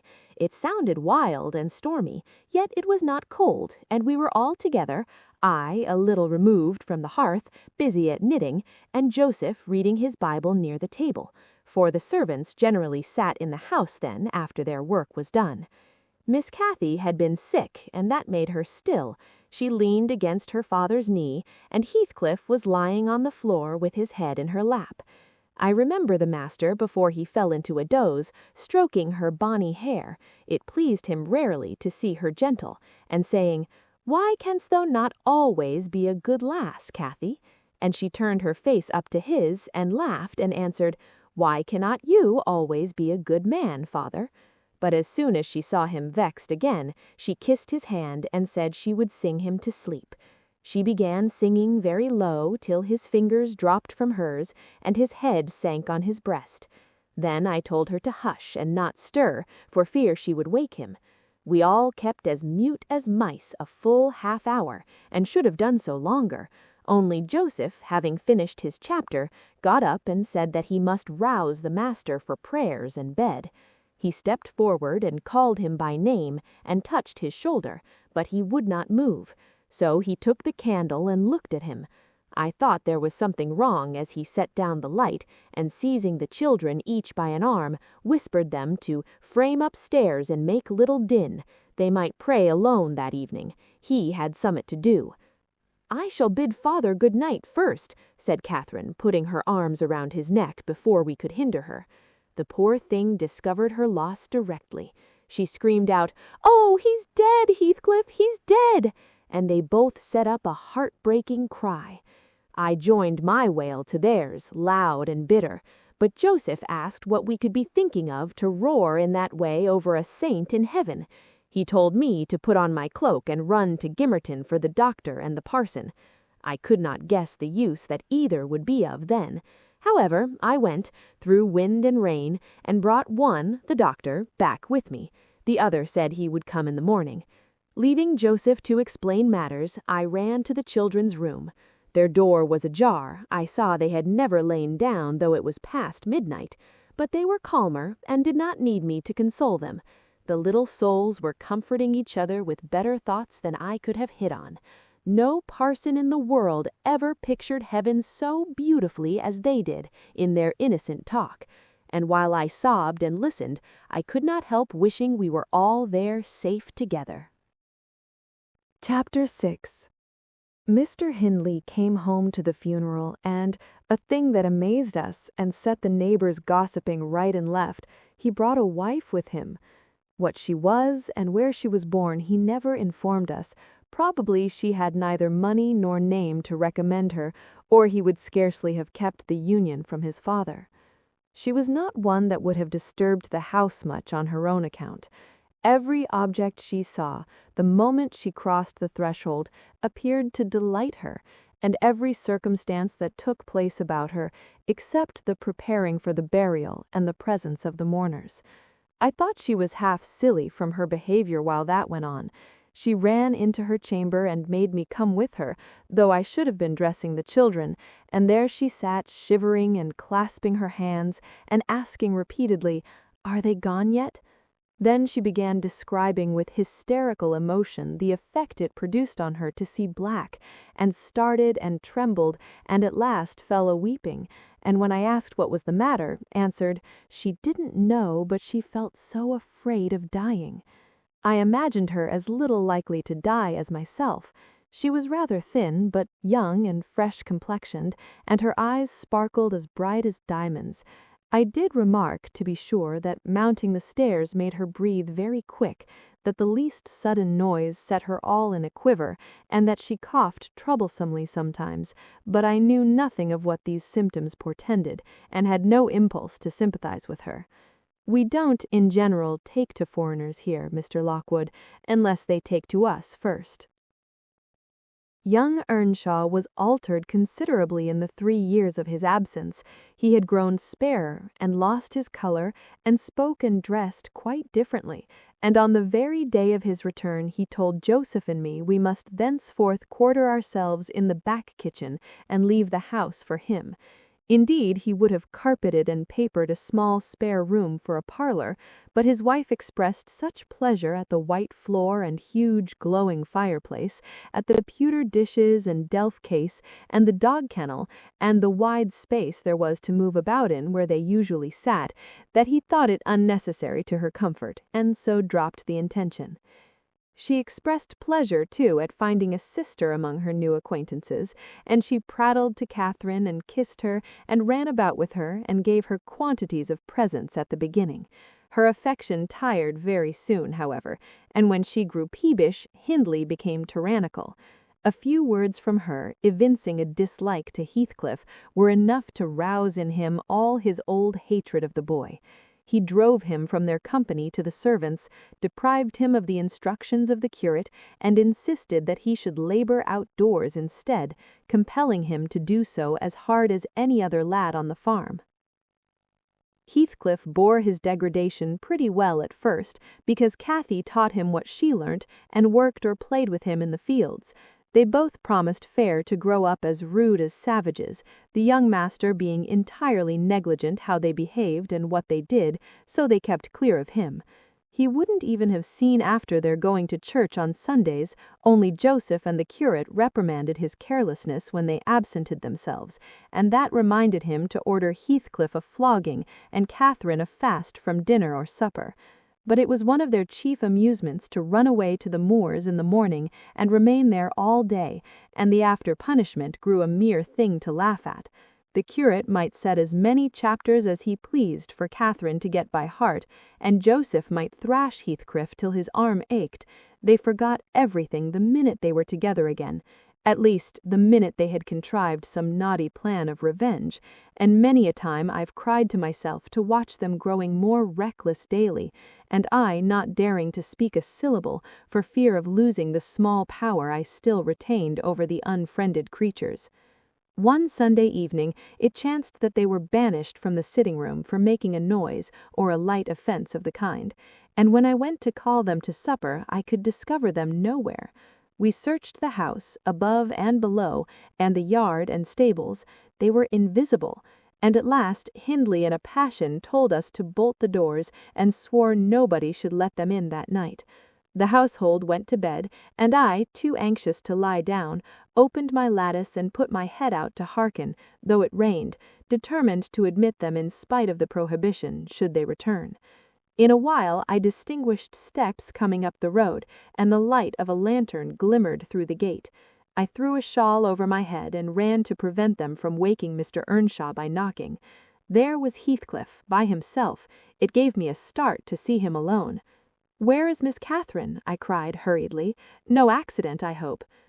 "At Thrushcross Grange," he answered, "and I would have been there too, but they had not the manners to ask me to stay." "Well, you will catch it," I said. "You'll never be content till you're sent about your business. What in the world led you wandering to Thrushcross Grange?"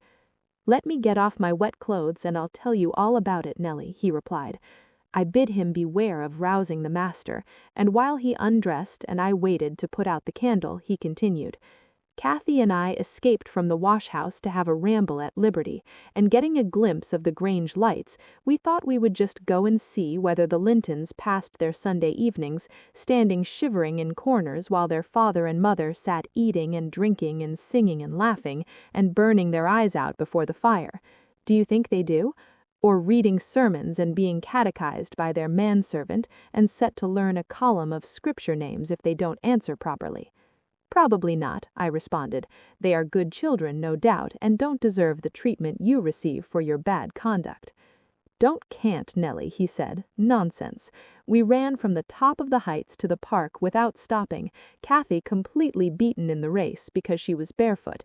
You'll have to seek for her shoes in the bog tomorrow. We crept through a broken hedge, groped our way up the path, and planted ourselves on a flower plot under the drawing-room window. The light came from thence. They had not put up the shutters, and the curtains were only half closed. Both of us were able to look in by standing on the basement and clinging to the ledge, and we saw, it was beautiful, a splendid place, carpeted with crimson, and crimson-covered chairs and tables, and a pure white ceiling bordered with gold, a shower of glass drops hanging in silver chains from the center, and shimmering with little soft tapers. Old Mr. and Mrs. Linton were not there. Edgar and his sister had it entirely to themselves. Shouldn't they have been happy? We should have thought ourselves in heaven. And now guess what your good children were doing. Isabella, I believe she's 11, a year younger than Cathy, lay screaming at the farther end of the room, shrieking as if witches were running red-hot needles into her. Edgar stood on the hearth, weeping silently, and in the middle of the table sat a little dog shaking its paw and yelping, which, from their mutual accusations, we understood they had nearly pulled in two between them. The idiots! That was their pleasure, to quarrel who should hold a heap of warm hair, and each begin to cry because both, after struggling to get it, refused to take it. We laughed outright at the petted things. We did despise them. When would you catch me wishing to have what Catherine wanted, or find us by ourselves seeking entertainment in yelling and sobbing and rolling on the ground, divided by the whole room? I'd not exchange for 1,000 lives my condition here for Edgar Linton's at Thrushcross Grange, not if I might have the privilege of flinging Joseph off the highest gable and painting the house front with Hindley's blood." "Hush, hush," I interrupted. "Still you have not told me, Heathcliff, how Catherine is left behind." "I told you we laughed," he answered. "The Lintons heard us, and with one accord they shot like arrows to the door. There was silence, and then a cry, 'Oh, mamma, mamma! Oh, papa! Oh, mamma, come here! Oh, papa, oh!' They really did howl out something in that way. We made frightful noises to terrify them still more, and then we dropped off the ledge because somebody was drawing the bars, and we felt we had better flee. I had Cathy by the hand and was urging her on when all at once she fell down. 'Run, Heathcliff, run,' she whispered. 'They have let the bulldog loose, and he holds me.' The devil had seized her ankle, Nelly. I heard his abominable snorting. She did not yell out, no, she would have scorned to do it if she had been spitted on the horns of a mad cow.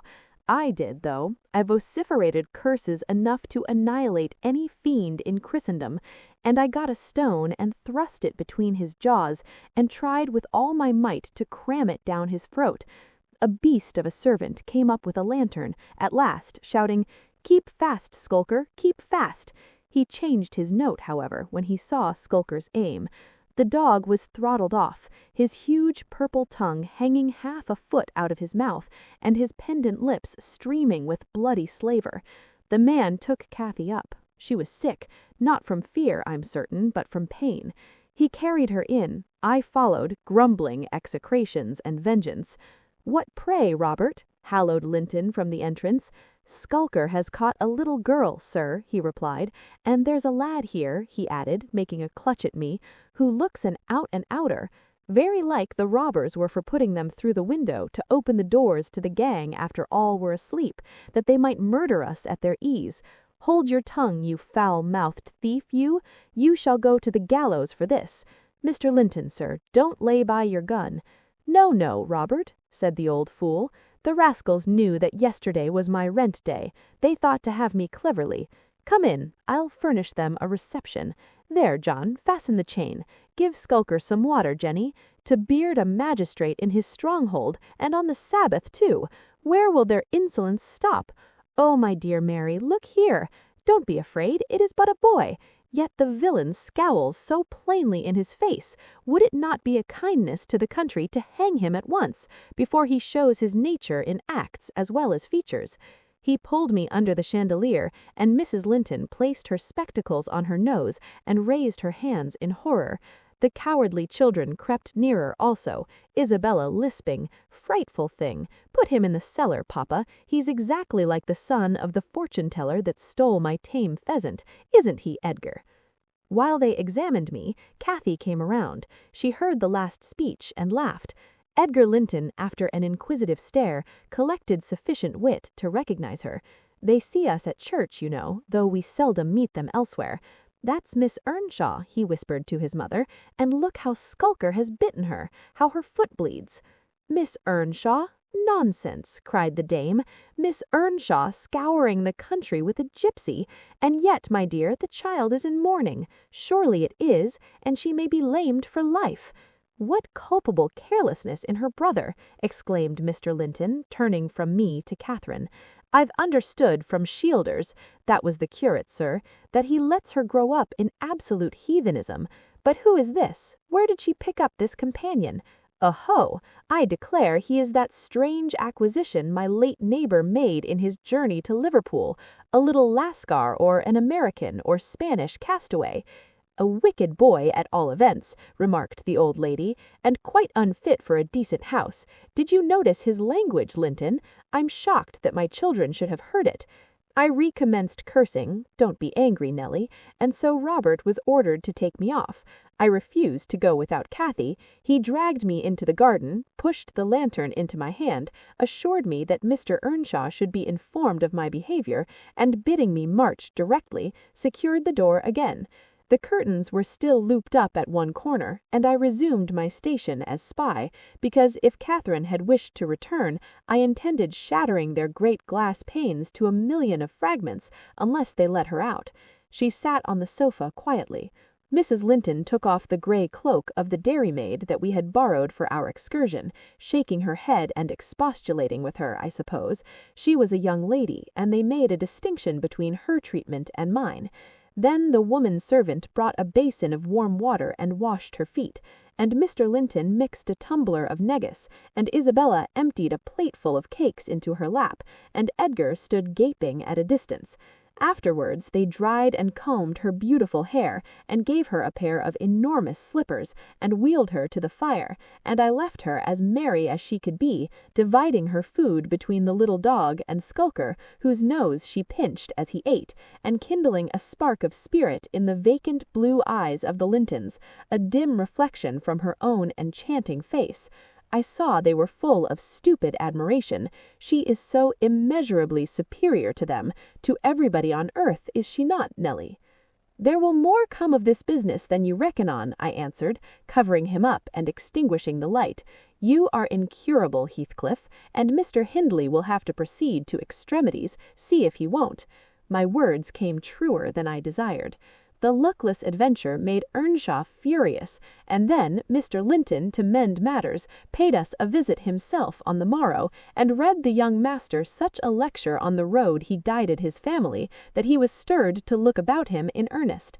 Heathcliff received no flogging, but he was told that the first word he spoke to Miss Catherine should ensure a dismissal, and Mrs. Earnshaw undertook to keep her sister-in-law in due restraint when she returned home, employing art, not force. With force she would have found it impossible. Chapter 7. Cathy stayed at Thrushcross Grange 5 weeks, till Christmas. By that time her ankle was thoroughly cured and her manners much improved.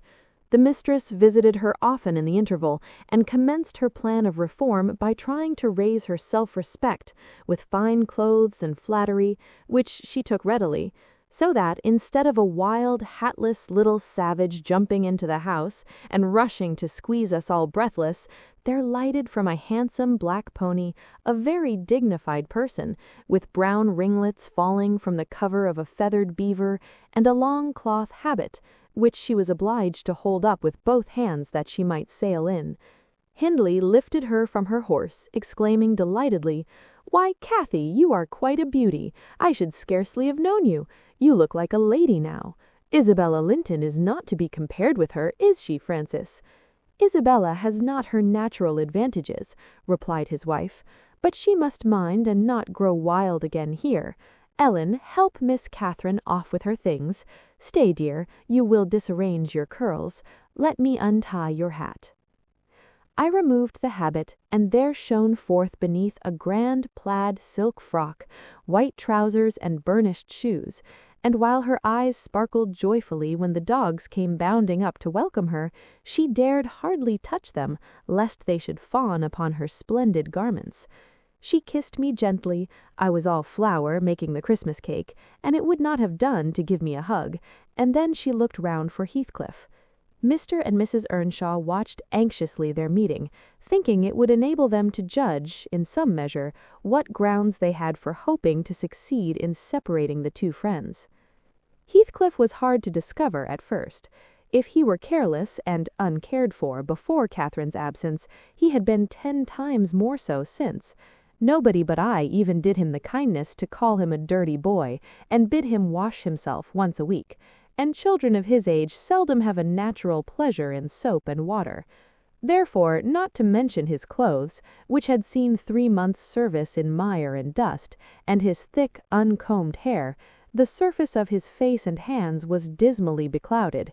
He might well skulk behind the settle on beholding such a bright, graceful damsel enter the house, instead of a rough-headed counterpart of himself, as he expected.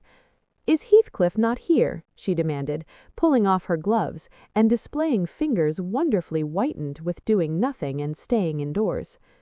"Heathcliff, you may come forward," cried Mr. Hindley, enjoying his discomfiture, and gratified to see what a forbidding young blackguard he would be compelled to present himself. "You may come and wish Miss Catherine welcome like the other servants." Cathy, catching a glimpse of her friend in his concealment, flew to embrace him. She bestowed 7 or 8 kisses on his cheek within the second, and then stopped, and drawing back, burst into a laugh, exclaiming, "Why, how very black and cross you look, and how funny and grim! But that's because I'm used to Edgar and Isabella Linton. Well, Heathcliff, have you forgotten me?" She had some reason to put the question, for shame and pride threw double gloom over his countenance, and kept him immovable. "Shake hands, Heathcliff," said Mr. Earnshaw, condescendingly, "once in a way that is permitted." "I shall not," replied the boy, finding his tongue at last. "I shall not stand to be laughed at. I shall not bear it." And he would have broken from the circle, but Miss Cathy seized him again. "I did not mean to laugh at you," she said. "I couldn't hinder myself. Heathcliff, shake hands at least. What are you sulky for? It was only that you looked odd. If you wash your face and brush your hair, it will be all right, but you are so dirty."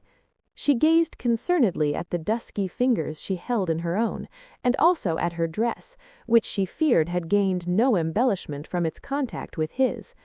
"You needn't have touched me," he answered, following her eye, and snatching away his hand. "I shall be as dirty as I please, and I like to be dirty, and I will be dirty."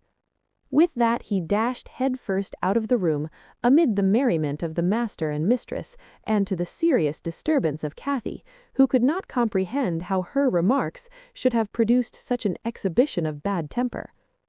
After playing lady's maid to the newcomer, and putting my cakes in the oven, and making the house and kitchen cheerful with great fires, befitting Christmas Eve, I prepared to sit down and amuse myself by singing carols, all alone, regardless of Joseph's affirmations that he considered the merry tunes I chose as next door to songs. He had retired to private prayer in his chamber, and Mr. and Mrs. Earnshaw were engaging Missy's attention by sundry gay trifles, bought for her to present to the little Lintons, as an acknowledgment of their kindness. They had invited them to spend the morrow at Wuthering Heights, and the invitation had been accepted on one condition. Mrs. Linton begged that her darlings might be kept carefully apart from that naughty, swearing boy. Under these circumstances I remained solitary. I smelt the rich scent of the heating spices, and admired the shining kitchen utensils, the polished clock decked in holly, the silver mugs ranged on a tray ready to be filled with mulled ale for supper, and above all the speckless purity of my particular care, the scoured and well-swept floor.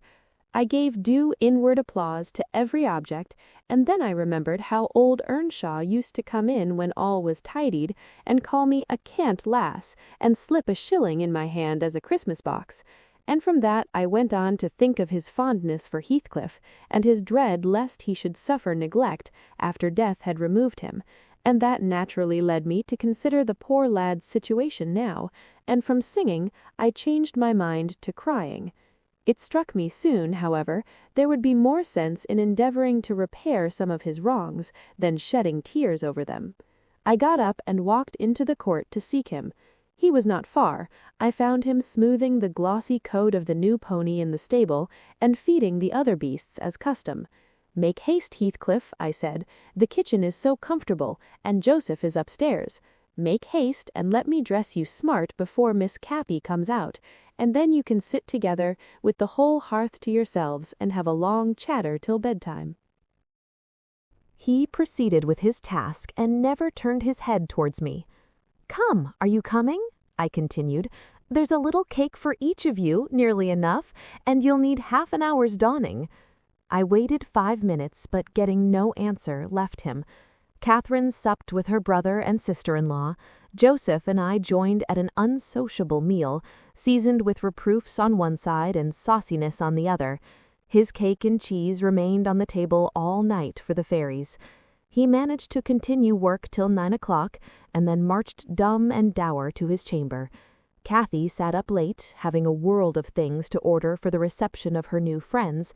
She came into the kitchen once to speak to her old one, but he was gone, and she only stayed to ask what was the matter with him, and then went back. In the morning he rose early, and, as it was a holiday, carried his ill humour on to the moors, not reappearing till the family were departed for church. Fasting and reflection seemed to have brought him to a better spirit. He hung about me for a while, and having screwed up his courage, exclaimed abruptly, "Nelly, make me decent. I'm going to be good." "High time, Heathcliff," I said. "You have grieved Catherine. She's sorry she ever came home, I dare say. It looks as if you envied her because she is more thought of than you." The notion of envying Catherine was incomprehensible to him, but the notion of grieving her he understood clearly enough. "Did she say she was grieved?" he inquired, looking very serious. "She cried when I told you you were off again this morning." "Well, I cried last night, and I had more reason to cry than she." "Yes, you had the reason of going to bed with a proud heart and an empty stomach," said I. "Proud people breed sad sorrows for themselves. But if you be ashamed of your touchiness, you must ask pardon, mind, when she comes in. You must go up and offer to kiss her and say, 'You know best what to say, only do it heartily, and not as if you thought her converted into a stranger by her grand dress. And now, though I have dinner to get ready, I'll steal time to arrange you so that Edgar Linton shall look quite a doll beside you, and that he does. You're younger, and yet I'll be bound you're taller and twice as broad across the shoulders. You could knock him down in a twinkling. Don't you feel that you could?" Heathcliff's face brightened a moment, then it was overcast afresh, and he sighed. "But, Nelly, if I knocked him down 20 times, that wouldn't make him less handsome or me more so. I wish I had light hair and a fair skin, and was dressed and behaved as well, and had a chance of being as rich as he will be." "And cried for mamma at every turn, and trembled if a country lad heaved his fist against you, and sat at home all day for a shower of rain. "Oh, Heathcliff, you are showing a poor spirit. Come to the glass, and I'll let you see what you should wish.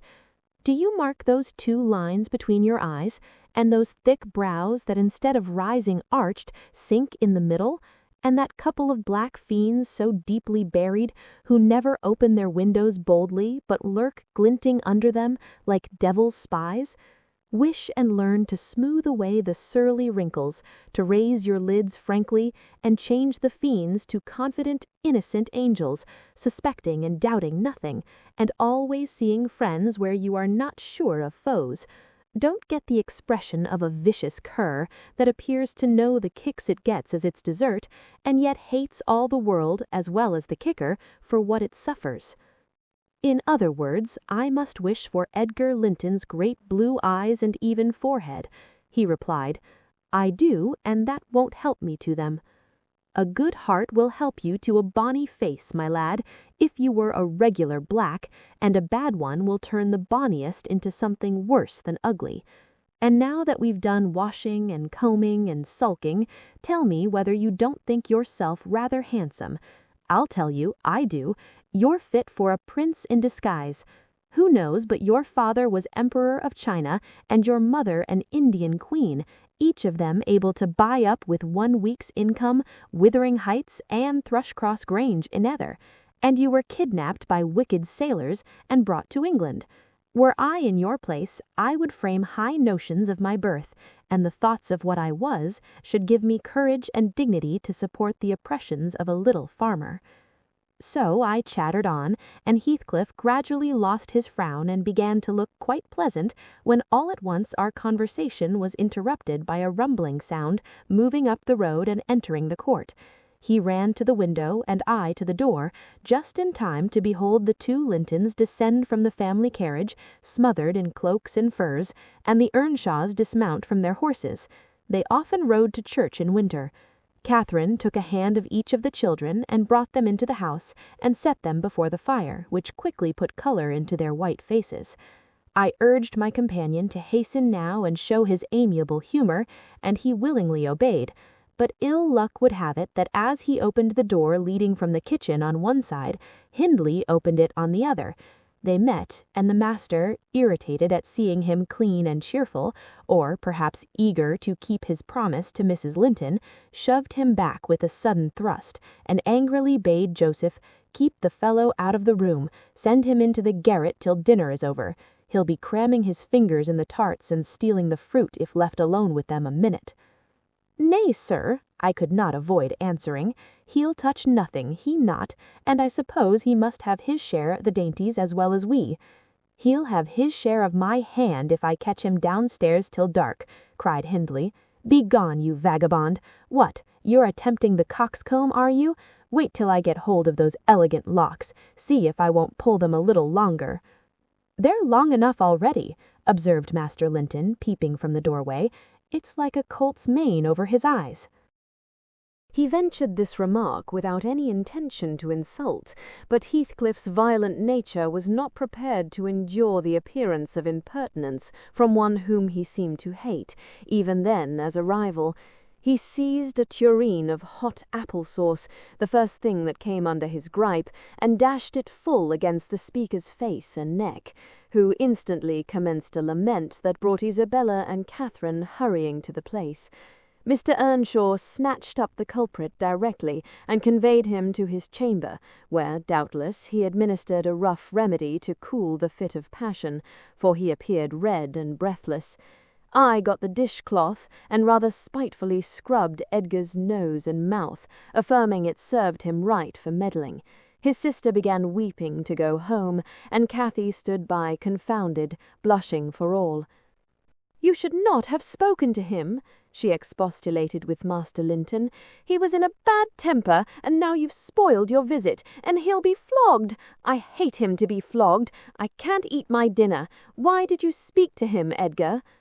"I didn't," sobbed the youth, escaping from my hands and finishing the remainder of the purification with his cambric pocket-handkerchief. "I promised Mamma that I wouldn't say one word to him, and I didn't." "Well, don't cry," replied Catherine contemptuously. "You're not killed. Don't make more mischief. My brother is coming. Be quiet. Hush, Isabella. Has anybody hurt you?"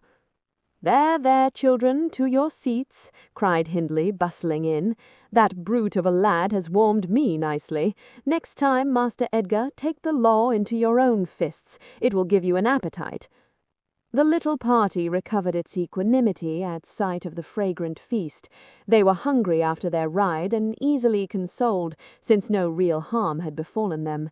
Mr. Earnshaw carved bountiful platefuls, and the mistress made them merry with lively talk. I waited behind her chair, and was pained to behold Catherine, with dry eyes and an indifferent air, commence cutting up the wing of a goose before her. An unfeeling child, I thought to myself. How lightly she dismisses her old playmate's troubles. I could not have imagined her to be so selfish. She lifted a mouthful to her lips, then she set it down again.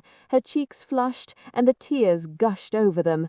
She slipped her fork to the floor, and hastily dived under the cloth to conceal her emotion.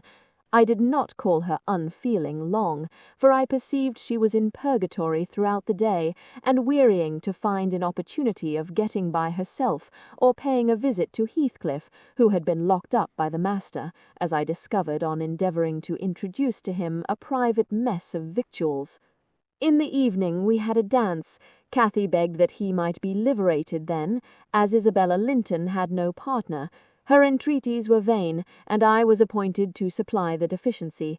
We got rid of all gloom in the excitement of the exercise, and our pleasure was increased by the arrival of the Gimmerton band, mustering 15 strong, a trumpet, a trombone, clarinets, bassoons, French horns, and a bass viol, besides singers. They go the rounds of all the respectable houses, and receive contributions every Christmas, and we esteemed it a first-rate treat to hear them. After the usual carols had been sung, we set them to songs and glees. Mrs. Earnshaw loved the music, and so they gave us plenty. Cathy loved it too, but she said it sounded sweetest at the top of the steps, and she went up in the dark. I followed. They shut the house door below, never noting our absence, it was so full of people. She made no stay at the stairs' head, but mounted farther to the garret where Heathcliff was confined, and called him. He stubbornly declined answering for a while. She persevered, and finally persuaded him to hold communion with her through the boards. I let the poor things converse unmolested, till I supposed the songs were going to cease, and the singers to get some refreshment. Then I clambered up the ladder to warn her. Instead of finding her outside, I heard her voice within. The little monkey had crept by the skylight of one garret, along the roof into the skylight of the other, and it was with the utmost difficulty I could coax her out again. When she did come, Heathcliff came with her, and she insisted that I should take him into the kitchen, as my fellow servant had gone to a neighbour's, to be removed from the sound of our devil's psalmody, as it pleased him to call it. I told them I intended by no means to encourage their tricks, but as the prisoner had never broken his fast since yesterday's dinner, I would wink at him cheating Mr. Hindley that once. He went down, I set him a stool by the fire, and offered him a quantity of good things, but he was sick and could eat little, and my attempts to entertain him were thrown away. He leant his 2 elbows on his knees, and his chin on his hands, and remained wrapped in dumb meditation. On my inquiring the subject of his thoughts, he answered gravely, "I'm trying to settle how I shall pay Hindley back. I don't care how long I wait if I can only do it at last. I hope he will not die before I do." "For shame, Heathcliff," said I. "It is for God to punish wicked people. We should learn to forgive." "No, God won't have the satisfaction that I shall," he returned. "I only wish I knew the best way. Let me alone and I'll plan it out. While I'm thinking of that, I don't feel pain." "But, Mr. Lockwood, I forget these tales cannot divert you. I'm annoyed how I should dream of chattering at such a rate, and your gruel cold and you nodding for bed. I could have told Heathcliff's history, all that you need hear, in 6 words." Thus interrupting herself, the housekeeper rose and proceeded to lay aside her sewing, but I felt incapable of moving from the hearth, and I was very far from nodding. Sit still, Mrs. Bean. Do sit still another half-hour. You've done just right to tell the story leisurely. That is the method I like, and you must finish it in the same style. I am interested in every character you have mentioned, more or less." "The clock is on the stroke of 11, sir." "No matter. I'm not accustomed to go to bed in the long hours. 1 or 2 is early enough for a person who lies till 10. You shouldn't lie till 10. There's the very prime of the morning gone long before that time. A person who has not done one half of her day's work by 10 o'clock runs a chance of leaving the other half undone. Nevertheless, Mrs. Dean, resume your chair, because tomorrow I intend lengthening the night till afternoon. I prognosticate for myself an obstinate cold at least." "I hope not, sir. Well, you must allow me to leap over 3 years. During that space, Mrs. Earnshaw—" "No, no, I'll allow nothing of the sort. Are you acquainted with the mood of mind in which, if you were seated alone, and the cat licking its kitten on the rug before you, you would watch the operation so intently that puss's neglect of one ear would put you seriously out of temper? A terribly lazy mood, I should say. On the contrary, a tiresomely active one. It is mine at present, and therefore continue minutely.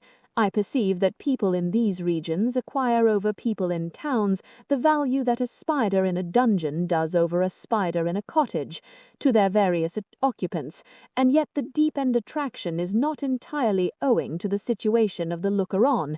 They do live more in earnest, more in themselves, and less in surface, change, and frivolous external things. I could fancy a love for life here almost possible, and I was a fixed unbeliever in any love of a year's standing. One state resembles setting a hungry man down to a single dish, on which he may concentrate his entire appetite, and do it justice. The other introducing him to a table laid out by French cooks. He can perhaps extract as much enjoyment from the whole, but each part is a mere atom in his regard and remembrance." "Oh, here we are the same as anywhere else when you get to know us," observed Mrs. Dean, somewhat puzzled at my speech. "Excuse me," I responded. "You, my good friend, are a striking evidence against that assertion. Excepting a few provincialisms of slight consequence, you have no marks of the manners which I am habituated to consider as being peculiar to your class. I am sure you have thought a great deal more than the generality of servants think. You have been compelled to cultivate your reflective faculties, for want of occasions for frittering your life away in silly trifles." Mrs. Dean laughed. "I certainly esteem myself a steady, reasonable kind of body, not exactly from living among the hills and seeing one set of faces and one series of actions from year-end to year-end, but I have undergone sharp discipline, which has taught me wisdom, and then I have read more than you would fancy, Mr. Lockwood. You could not open a book in this library that I have not looked into and got something out of also, unless it be that range of Greek and Latin, and that of French, and those I know one from the other. It is as much as you can expect of a poor man's daughter. However, if I am to follow my story in true gossip's fashion, I will be content to pass to the next summer, the summer of 1778, that is, nearly 23 years ago. Chapter 8. On the morning of a fine June day, my first bonny little nursling, and the last of the ancient Earnshaw stock, was born. We were busy with the hay in a faraway field when the girl that usually brought our breakfasts came running an hour too soon across the meadow and up the lane, calling me as she ran. "Oh, such a grand bairn," she panted out, "the finest lad that ever breathed. But the doctor says Missus must go. He says she's been in a consumption these many months. I heard him tell Mr. Hindley, and now she has nothing to keep her, and she'll be dead before winter. You must come home directly. You're to nurse it, Nellie, to feed it with sugar and milk, and take care of it day and night. I wish I were you, because it will be all yours when there is no missus." "But is she very ill?" I asked, flinging down my rake and tying my bonnet. "I guess she is, yet she looks bravely," replied the girl, "and she talks as if she thought of living to see it grow a man. She's out of her head for joy, it's such a beauty. If I were her, I'm certain I should not die. I should get better at the bare sight of it, in spite of Kenneth. I was fairly mad at him. Dame Archer brought the cherub down to master in the house, and his face just began to light up when the old croaker steps forward and says Earnshaw, it's a blessing your wife has been spared to leave you this son. When she came, I felt convinced we shouldn't keep her long, and now I must tell you, the winter will probably finish her. Don't take on and fret about it too much. It can't be helped. And besides, you should have known better than to choose such a rush of a lass." "And what did the master answer?" I inquired. "I think he swore, but I didn't mind him. I was straining to see the bairn." And she began again to describe it rapturously. I, as zealous as herself, hurried eagerly home to admire on my part, though I was very sad for Hindley's sake. He had room in his heart only for two idols, his wife and himself. He doted on both and adored one, and I couldn't conceive how he would bear the loss. When we got to Wuthering Heights, there he stood at the front door, and as I passed in, I asked, "How was the baby?" "Nearly ready to run about, Nell," he replied, putting on a cheerful smile. "And the mistress?" I ventured to inquire. "The doctor says she's—" "Damn the doctor," he interrupted, reddening. "Frances is quite right. She'll be perfectly well by this time next week. Are you going upstairs? Will you tell her that I'll come if she'll promise not to talk? I left her because she would not hold her tongue, and she must. Tell her Mr. Kenneth says she must be quiet." I delivered this message to Mrs. Earnshaw. She seemed in flighty spirits, and replied merrily, "I hardly spoke a word, Ellen, and there he has gone out twice crying. Well, say I promise I won't speak, but that does not bind me not to laugh at him." Poor soul! Till within a week of her death, that gay heart never failed her, and her husband persisted doggedly, nay, furiously, in affirming her health improved every day. When Kenneth warned him that his medicines were useless at that stage of the malady, and he needn't put him to further expense by attending her, he retorted, "I know you need not. She's well. She does not want any more attendance from you. She never was in a consumption. It was a fever, and it is gone. Her pulse is as slow as mine now, and her cheek as cool." He told his wife the same story, and she seemed to believe him. But one night, while leaning on his shoulder, in the act of saying she thought she would be able to get up tomorrow, a fit of coughing took her, a very slight one. He raised her in his arms, she put her 2 hands about his neck, her face changed, and she was dead. As the girl had anticipated, the child Hareton fell wholly into my hands. Mr. Earnshaw, provided he saw him healthy and never heard him cry, was contented as far as regarded him. For himself, he grew desperate. His sorrow was of that kind that will not lament. He neither wept nor prayed. He cursed and defied, execrated God and man, and gave himself up to reckless dissipation. The servants couldn't bear his tyrannical and evil conduct long. Joseph and I were the only 2 that would stay. I had not the heart to leave my charge, and besides, you know, I had been his foster sister, and excused his behavior more readily than a stranger would. Joseph remained to hector over tenants and laborers, and because it was his vocation to be where he had plenty of wickedness to reprove. The master's bad ways and bad companions formed a pretty example for Catherine and Heathcliff. His treatment of the latter was enough to make a fiend of a saint. And truly, it appeared as if the lad were indeed possessed of something diabolical at that period. He delighted to witness Hindley degrading himself past redemption, and became daily more notable for savage sullenness and ferocity. I couldn't half tell you what an infernal house we had. The curate dropped calling, and nobody decent came near us at last, unless Edgar Linton's visits to Miss Cathy might be an exception. At 15, she was the queen of the countryside. She had no peer, and she did turn out a haughty, headstrong creature. I own I did not like her after infancy was past, and I vexed her frequently by trying to bring down her arrogance. She never took an aversion to me, though. She had a wondrous constancy to old attachments. Even Heathcliff kept his hold on her, affections unalterably, and young Linton, with all his superiority, found it difficult to make an equally deep impression.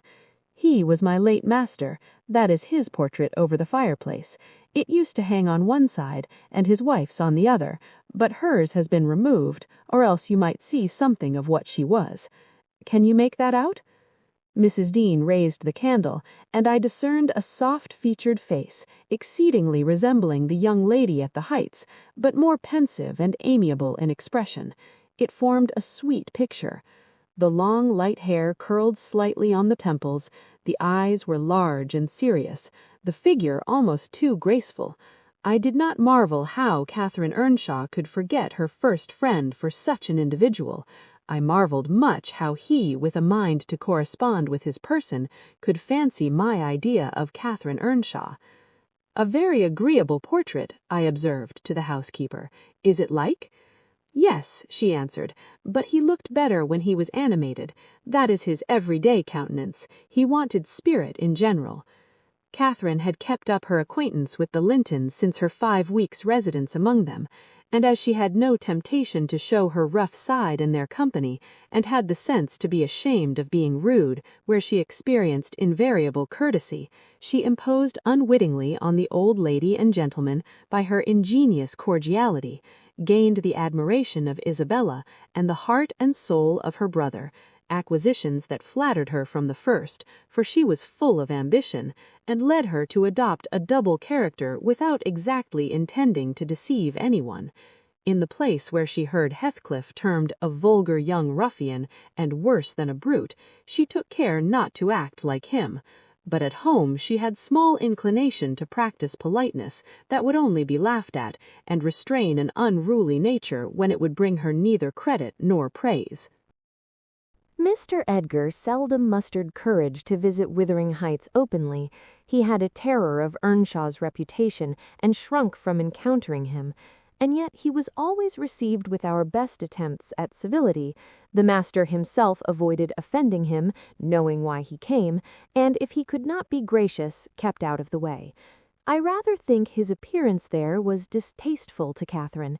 She was not artful, never played the coquette, and had evidently an objection to her two friends meeting at all, for when Heathcliff expressed contempt of Linton in his presence, she could not half coincide as she did in his absence, and when Linton evinced disgust and antipathy to Heathcliff, she dared not treat his sentiments with indifference, as if depreciation of her playmate were of scarcely any consequence to her.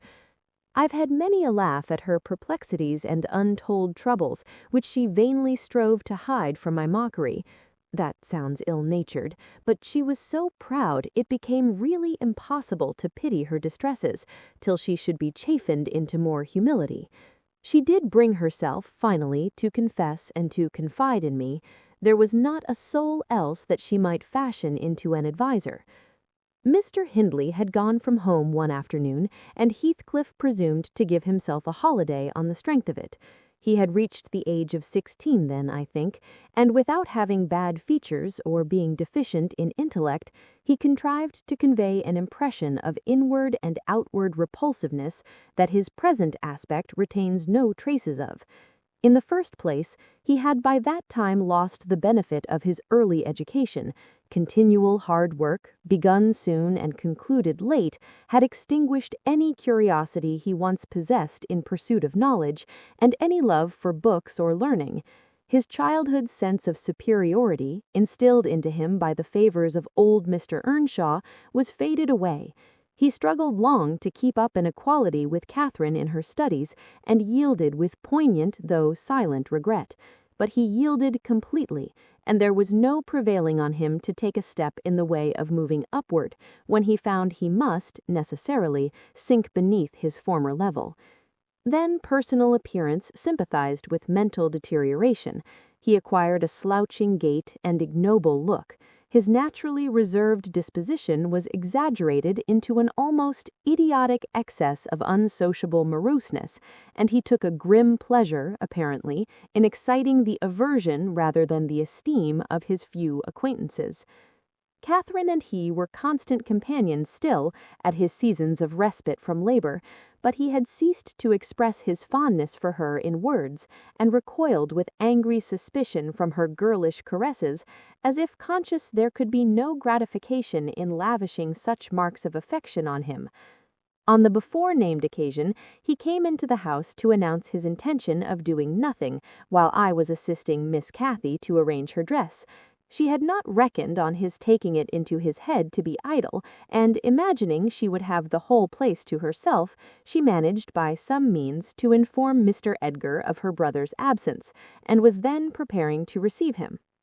"Cathy, are you busy this afternoon?" asked Heathcliff. "Are you going anywhere?" "No, it is raining." "Why have you that silk frock on, then?" he said. "Nobody coming here, I hope." "Not that I know of," stammered Miss. "But you should be in the field now, Heathcliff. It is an hour past dinner time. I thought you were gone." "Hindley does not often free us from his accursed presence," observed the boy. "I'll not work any more today. I'll stay with you." "Oh, but Joseph will tell," she suggested. "You'd better go. Joseph is loading lime on the further side of Penistone Crags. It will take him till dark, and he'll never know." So saying, he lounged to the fire and sat down. Catherine reflected an instant with knitted brows. She found it needful to smooth the way for an intrusion.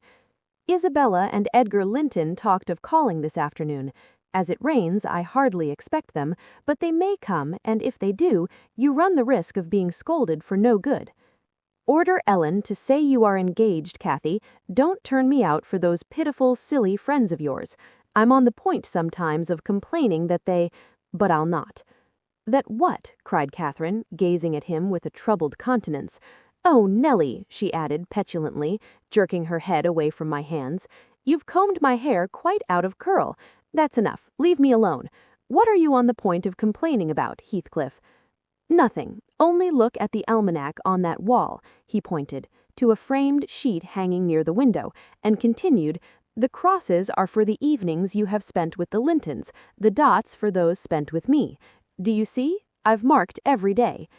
"Yes, very foolish, as if I took notice," replied Catherine in a peevish tone. "And where is the sense of that?" "To show that I do take notice," said Heathcliff. "And should I always be sitting with you?"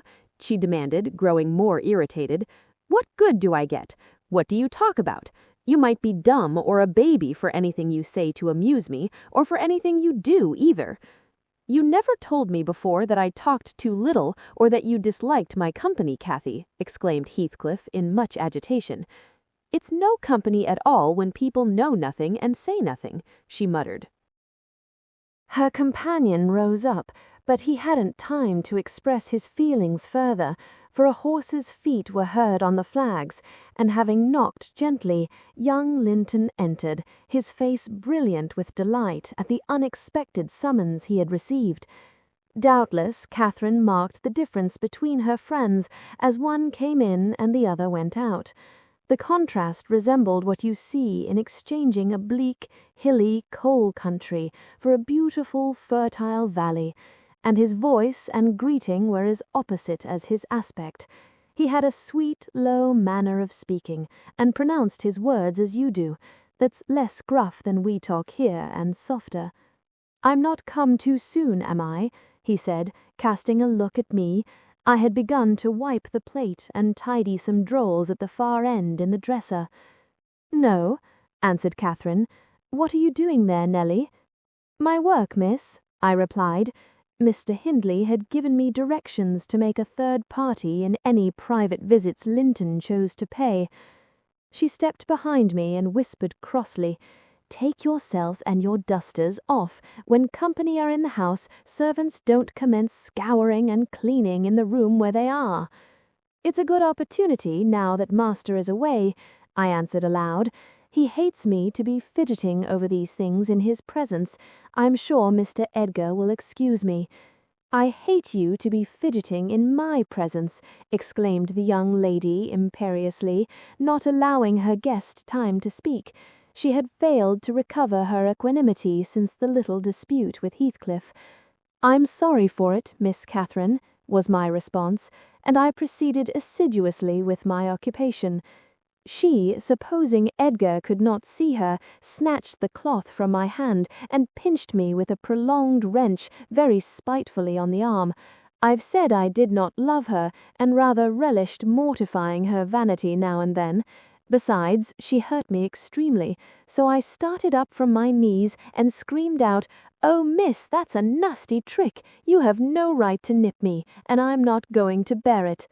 "I didn't touch you, you lying creature," cried she, her fingers tingling to repeat the act, and her ears red with rage.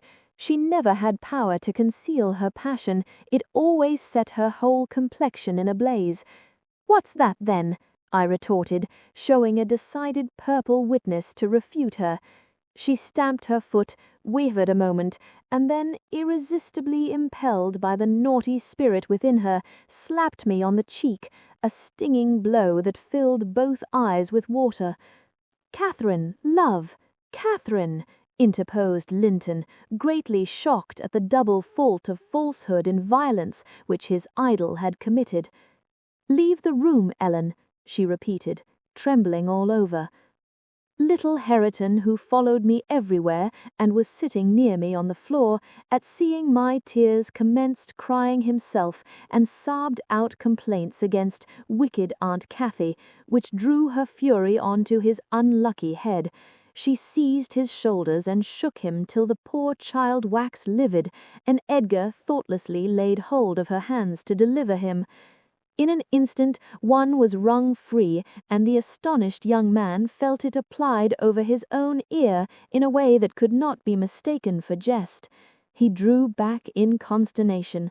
I lifted Hareton in my arms and walked off to the kitchen with him, leaving the door of communication open, for I was curious to watch how they would settle their disagreement.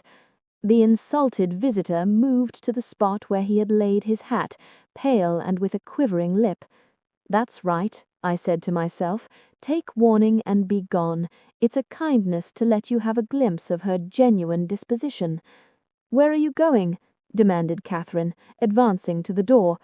He swerved aside and attempted to pass. "You must not go," she exclaimed energetically. "I must and shall," he replied in a subdued voice. "No," she persisted, grasping the handle. "Not yet, Edgar Linton. Sit down. You shall not leave me in that temper. I should be miserable all night, and I won't be miserable for you." "Can I stay after you have struck me?" asked Linton. Catherine was mute. "You've made me afraid and ashamed of you. I'll not come here again." Her eyes began to glisten, and her lids to twinkle. "And you told a deliberate untruth," he said. "I didn't," she cried, recovering her speech. "I did nothing deliberately. Well, go, if you please. Get away. And now I'll cry myself sick." She dropped down on her knees by a chair and set to weeping in serious earnest. Edgar persevered in his resolution as far as the court. There he lingered. I resolved to encourage him. "Miss is dreadfully wayward, sir, as bad as any marred child. You'd better be riding home, or else she will be sick only to grieve us." The soft thing looked askance through the window. He possessed the power to depart as much as a cat possesses the power to leave a mouse half killed or a bird half eaten. "Ah," I thought, "there'll be no saving him. He's doomed and flies to his fate." And so it was. He turned abruptly, hastened into the house again, shut the door behind him, and when I went in a while after to inform them that Earnshaw had come home rabid drunk, ready to pull the whole place about our ears, his ordinary frame of mind in that condition, I saw the quarrel had merely effected a closer intimacy, had broken the outworks of youthful timidity, and enabled them to forsake the disguise of friendship, and confess themselves lovers. Intelligence of Mr. Hindley's arrival drove Linton speedily to his horse, and Catherine to her chamber. I went to hide little Hareton, and to take the shot out of the master's fowling piece, which he was fond of playing with in his insane excitement, to the hazard of the lives of any who provoked, or even attracted his notice too much. and I had hit upon the plan of removing it, that he might do less mischief if he did go the length of firing the gun. Chapter 9. He entered vociferating oaths dreadful to hear, and caught me in the act of stowing his son away in the kitchen cupboard. Hareton was impressed with a wholesome terror of encountering either his wild beast's fondness or his madman's rage, for in one he ran a chance of being squeezed and kissed to death, and in the other of being flung into the fire or dashed against the wall, and the poor thing remained perfectly quiet wherever I chose to put him. "There, I've found it out at last," cried Hindley, pulling me back by the skin of my neck like a dog. "By heaven and hell, you've sworn between you to murder that child. I know how it is now that he's always out of my way, but with the help of Satan I shall make you swallow the carving knife, Nellie.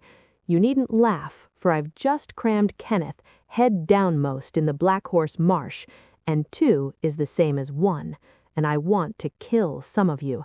I shall have no rest till I do." "But I don't like the carving knife, Mr. Hindley," I answered.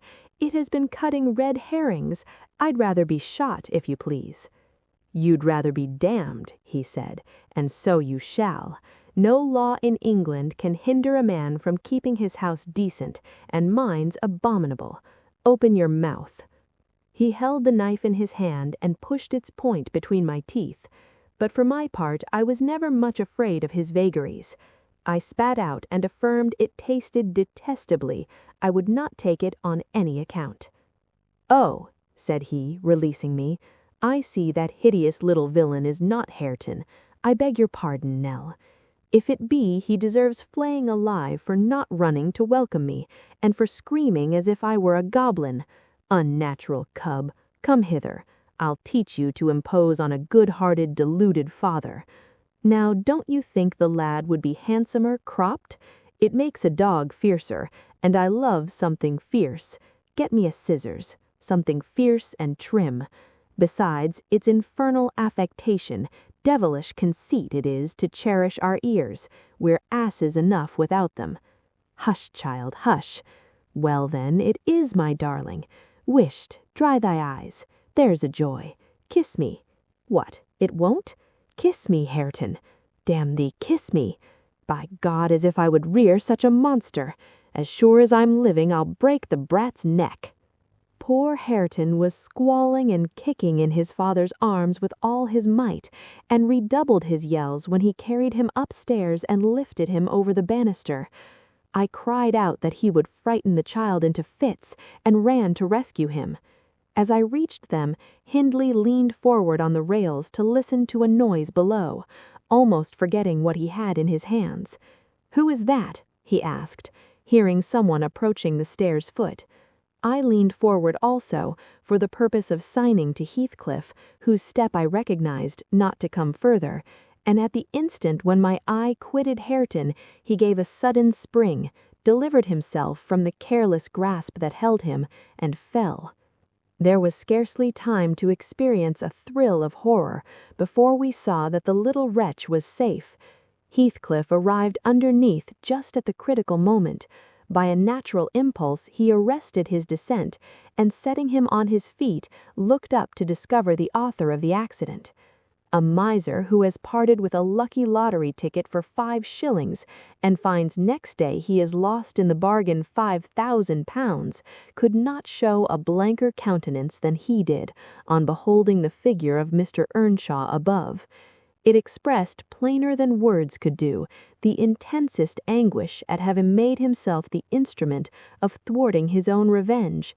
Had it been dark, I dare say he would have tried to remedy the mistake by smashing Hareton's skull on the steps.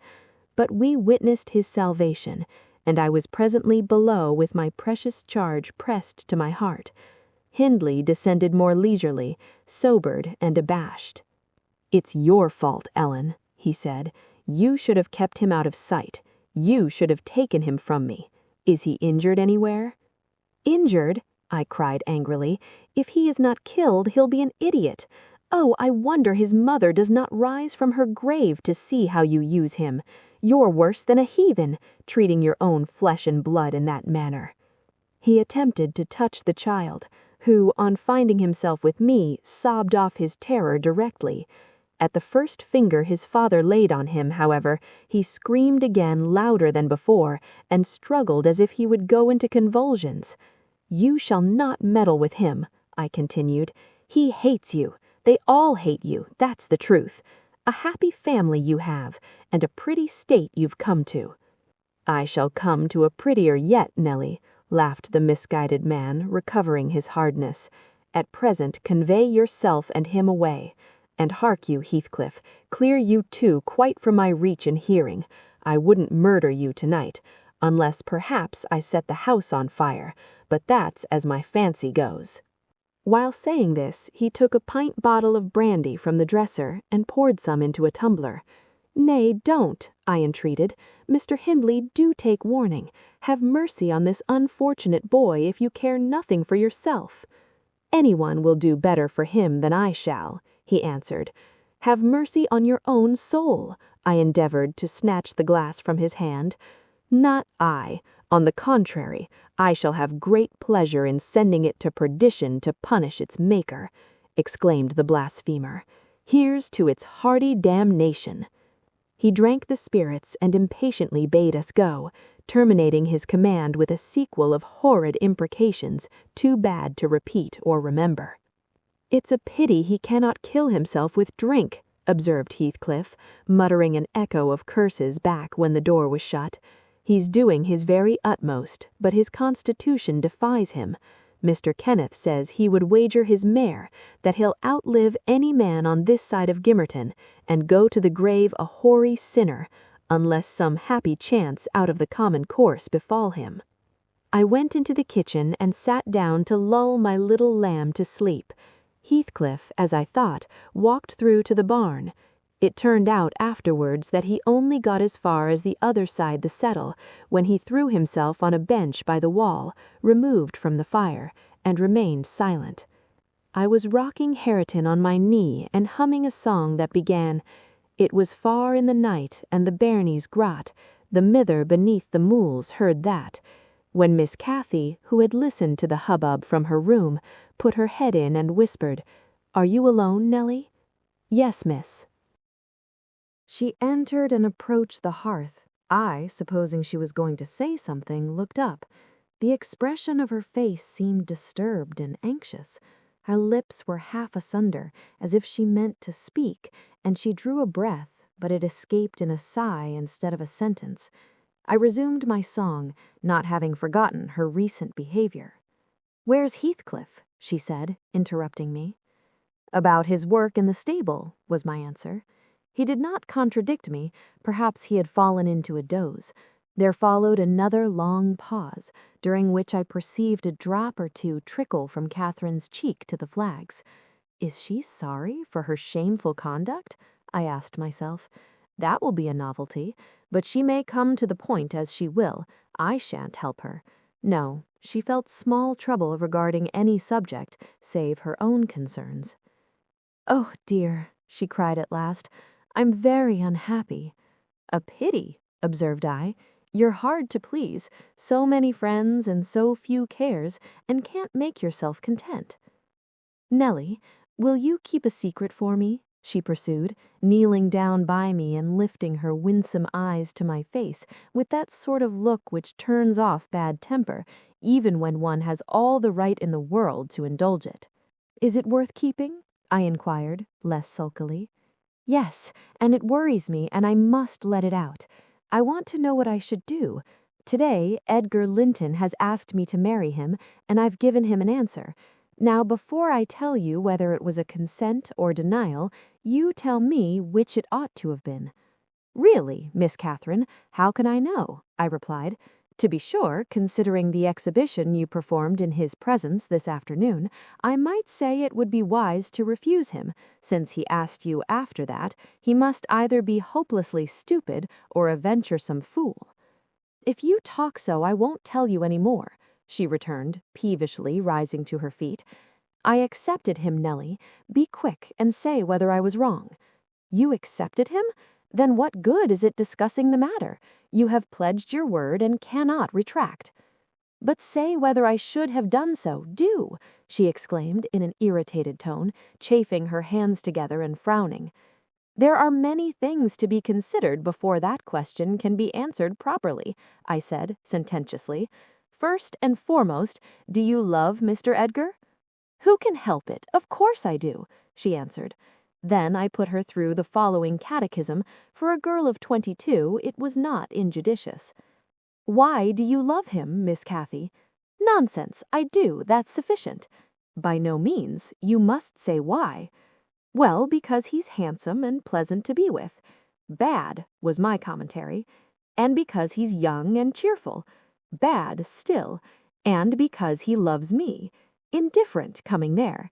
"And he will be rich, and I shall like to be the greatest woman of the neighborhood, and I shall be proud of having such a husband." Worst of all. And now say how you love him. "As everybody loves. You're silly, Nellie." "Not at all. Answer."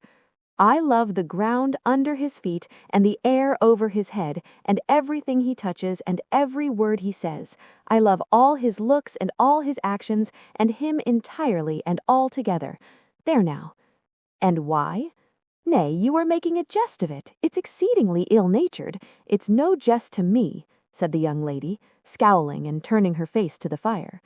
"I'm very far from jesting, Miss Catherine," I replied.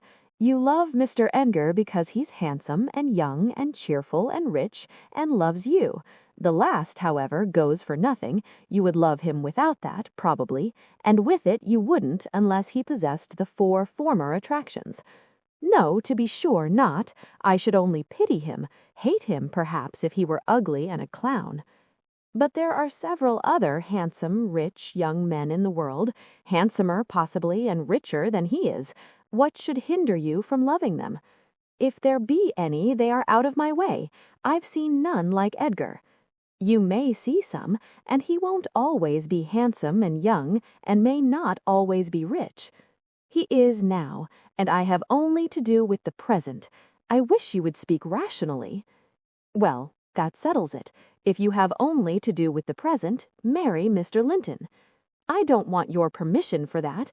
I shall marry him, and yet you have not told me whether I'm right." "Perfectly right, if people be right to marry only for the present. And now let's hear what you are unhappy about. Your brother will be pleased. The old lady and gentleman will not object, I think. You will escape from a disorderly, comfortless home into a wealthy, respectable one. And you love Edgar, and Edgar loves you. All seems smooth and easy.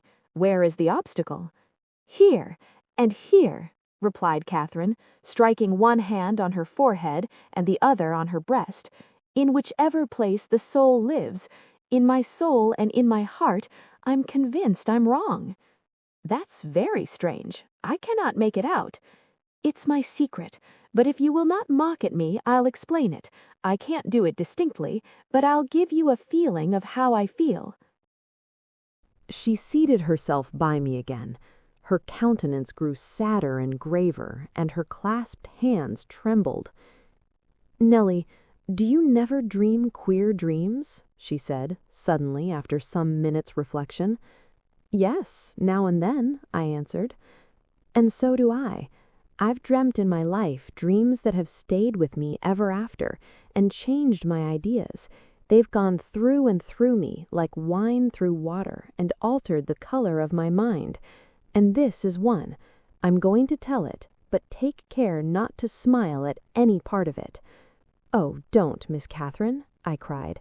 "We're dismal enough without conjuring up ghosts and visions to perplex us. Come, come, be merry and like yourself. Look at little Hareton. He's dreaming nothing dreary. How sweetly he smiles in his sleep. Yes, and how sweetly his father curses in his solitude. You remember him, I dare say, when he was just such another as that chubby thing, nearly as young and innocent. However, Nellie, I shall oblige you to listen. It's not long, and I've no power to be merry tonight." "I won't hear it. I won't hear it," I repeated hastily. I was superstitious about dreams then, and am still, and Catherine had an unusual gloom in her aspect that made me dread something from which I might shape a prophecy and foresee a fearful catastrophe. She was vexed, but she did not proceed. Apparently taking up another subject, she recommenced in a short time. "If I were in heaven, Nelly, I should be extremely miserable." "Because you are not fit to go there," I answered. "All sinners would be miserable in heaven." "But it is not for that. I dreamt once that I was there." "I tell you I won't hearken to your dreams, Miss Catherine. I'll go to bed," I interrupted again. She laughed and held me down, for I made a motion to leave my chair. "This is nothing," cried she. "I was only going to say that heaven did not seem to be my home, and I broke my heart with weeping to come back to earth, and the angels were so angry that they flung me out into the middle of the heath, on the top of Wuthering Heights, where I woke sobbing for joy. That will do to explain my secret as well as the other. I've no business to marry Edgar Linton than I have to be in heaven, and if the wicked man in there had not brought Heathcliff so low, I shouldn't have thought of it. It would degrade me to marry Heathcliff now, so he shall never know how I love him, and that not because he's handsome, Nelly, but because he's more myself than I am. Whatever our souls are made of, his and mine are the same, and Linton's is as different as a moonbeam from lightning, or frost from fire." Ere this speech ended, I became sensible of Heathcliff's presence. Having noticed a slight movement, I turned my head and saw him rise from the bench and steal out noiselessly. He had listened till he heard Catherine say it would degrade her to marry him, and then he stayed to hear no further. My companion, sitting on the ground, was prevented by the back of the settle from remarking his presence or departure, but I started and bade her hush. "Why?" she asked, gazing nervously around. "Joseph is here," I answered, catching opportunely the roll of his cartwheels up the road, "and Heathcliff will come in with him. I'm not sure whether he were not at the door this moment." "Oh, he couldn't overhear me at the door," she said. "Give me Hareton while you get the supper, and when it is ready, ask me to sup with you. I want to cheat my uncomfortable conscience, and be convinced that Heathcliff has no notion of these things. He has not, has he? He does not know what being in love is."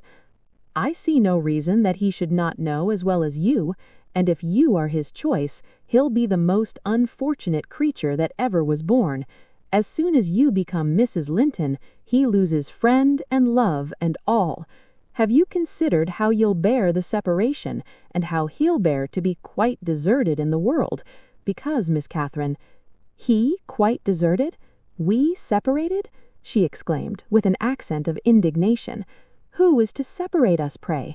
They'll meet the fate of Milo. Not as long as I live, Ellen, for no mortal creature. Every Linton on the face of the earth might melt into nothing before I could consent to forsake Heathcliff. Oh, that's not what I intend, that's not what I mean. I shouldn't be Mrs. Linton were such a price demanded. He'll be as much to me as he has been all his lifetime. Edgar must shake off his antipathy and tolerate him at least. He will when he learns my true feelings towards him. Nelly, I see now you think me a selfish wretch, but did it never strike you that if Heathcliff and I married, we should be beggars?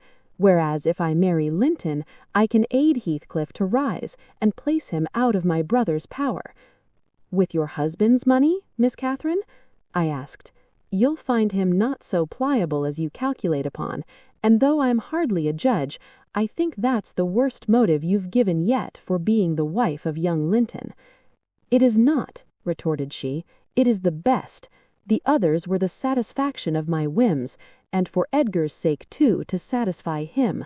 This is for the sake of one who comprehends in his person my feelings to Edgar and myself. I cannot express it, but surely you and everybody have a notion that there is, or should be, an existence of yours beyond you.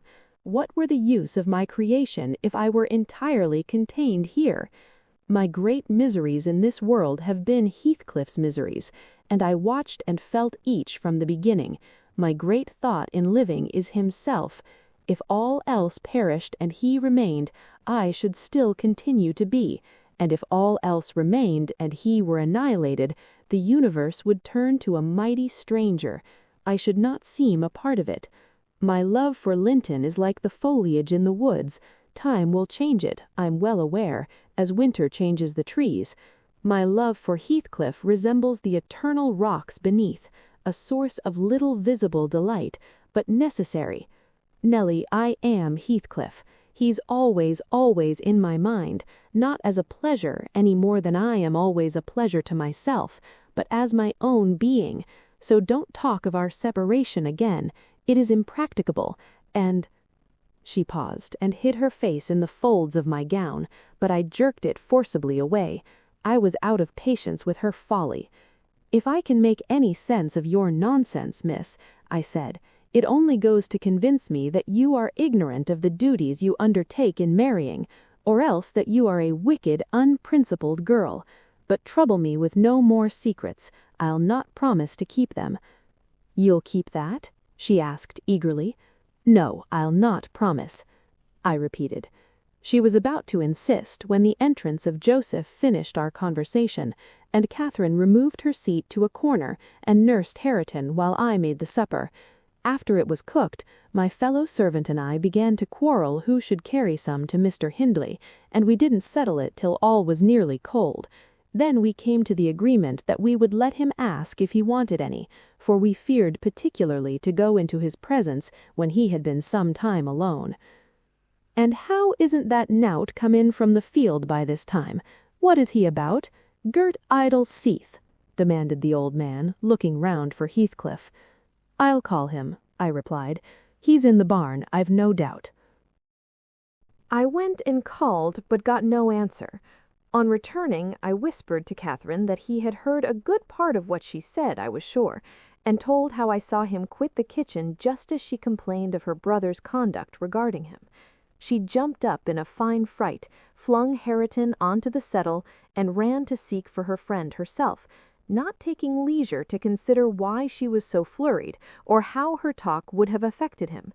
She was absent such a while that Joseph proposed we should wait no longer. He cunningly conjectured they were staying away in order to avoid hearing his protracted blessing. They were ill enough for onyfal nonners, he affirmed, and on their behalf he added that night a special prayer to the usual quarter of an hour's supplication before meat, and would have tacked another to the end of the grace, had not his young mistress broken in upon him with a hurried command that he must run down the road, and wherever Heathcliff had rambled, find and make him re-enter directly. "I want to speak to him, and I must before I go upstairs," she said, "and the gate is open. He is somewhere out of hearing, for he would not reply though I shouted at the top of the fold as loud as I could." Joseph objected at first. She was too much in earnest, however, to suffer contradiction, and at last he placed his hat on his head and walked grumbling forth. Meantime, Catherine paced up and down the floor, exclaiming, "I wonder where he is. I wonder where he can be. What did I say, Nellie? I've forgotten. Was he vexed at my bad humor this afternoon? Dear, tell me what I've said to grieve him. I do wish he'd come. I do wish he would." "What a noise for nothing," I cried, though rather uneasy myself. "What a trifle scares you? It's surely no great cause of alarm that Heathcliff should take a moonlight saunter on the moors, or even lie too sulky to speak to us in the hayloft. I'll engage he's lurking there. See if I don't ferret him out." I departed to renew my search. Its result was disappointment, and Joseph's quest ended in the same. "Yon lad gets war and war," observed he on re-entering. "He's left the gate at the full swing, and Mrs. Pony is trodden down 2 rigs o' corn and plottered through, right over into the meadow. Howsomediver, the master'll play the devil to-marn, and he'll do weel. He's patience itseln with sich careless, offald craters. Patience itseln he is, but he'll not be so allus, ya see, all on ya. Ya mun'n't drive him out of his head for naught." "Have you found Heathcliff, you ass? Have you been looking for him as I ordered?" "I said more liker look for the horse. It'd be to more sense. But I can look for norther horse nor man of a neget like this, as black as the chimley, and Heathcliff's known the chap to come at my whistle. Happen he'll be less hard of hearing with ye." It was a very dark evening for summer. The The clouds appeared inclined to thunder, and I said we had better all sit down. The approaching rain would be certain to bring him home without further trouble. However, Catherine would not be persuaded into tranquillity. She kept wandering to and fro from the gate to the door in a state of agitation which permitted no repose, and at length took up a permanent situation on one side of the wall near the road, where, heedless of my expostulations, and the growling thunder, and the great drops that began to plash around her, she remained calling at intervals, and then listening, and then crying outright. She beat Hareton, or any child, at a good passionate fit of crying. About midnight, while we still sat up, the storm came rattling over the heights in full fury. There was a violent wind as well as thunder, and either one or the other split a tree off at the corner of the building. A huge bough fell across the roof and knocked down a portion of the east chimney stack, sending a clatter of stones and soot into the kitchen fire. We thought a bolt had fallen in the middle of us, and Joseph swung on to his knees, beseeching the Lord to remember the patriarchs Noah and Lot, and, as in former times, spare the righteous, though he smote the ungodly. I felt some sentiment that it must be a judgment on us also. The Jonah in my mind was Mr. Earnshaw, and I shook the handle of his den to ascertain if he were yet living. He replied audibly enough, in a fashion which made my companion vociferate more clamorously than before, that a wide distinction might be drawn between saints like himself and sinners like his master. But the uproar passed away in 20 minutes, leaving us all unharmed, excepting Cathy, who got thoroughly drenched for her obstinacy in refusing to take shelter, and standing bonnetless and shawlless to catch as much water as she could, with her hair and clothes.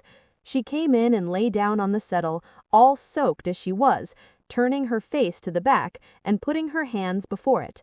"Well, miss," I exclaimed, touching her shoulder, "you are not bent on getting your death, are you?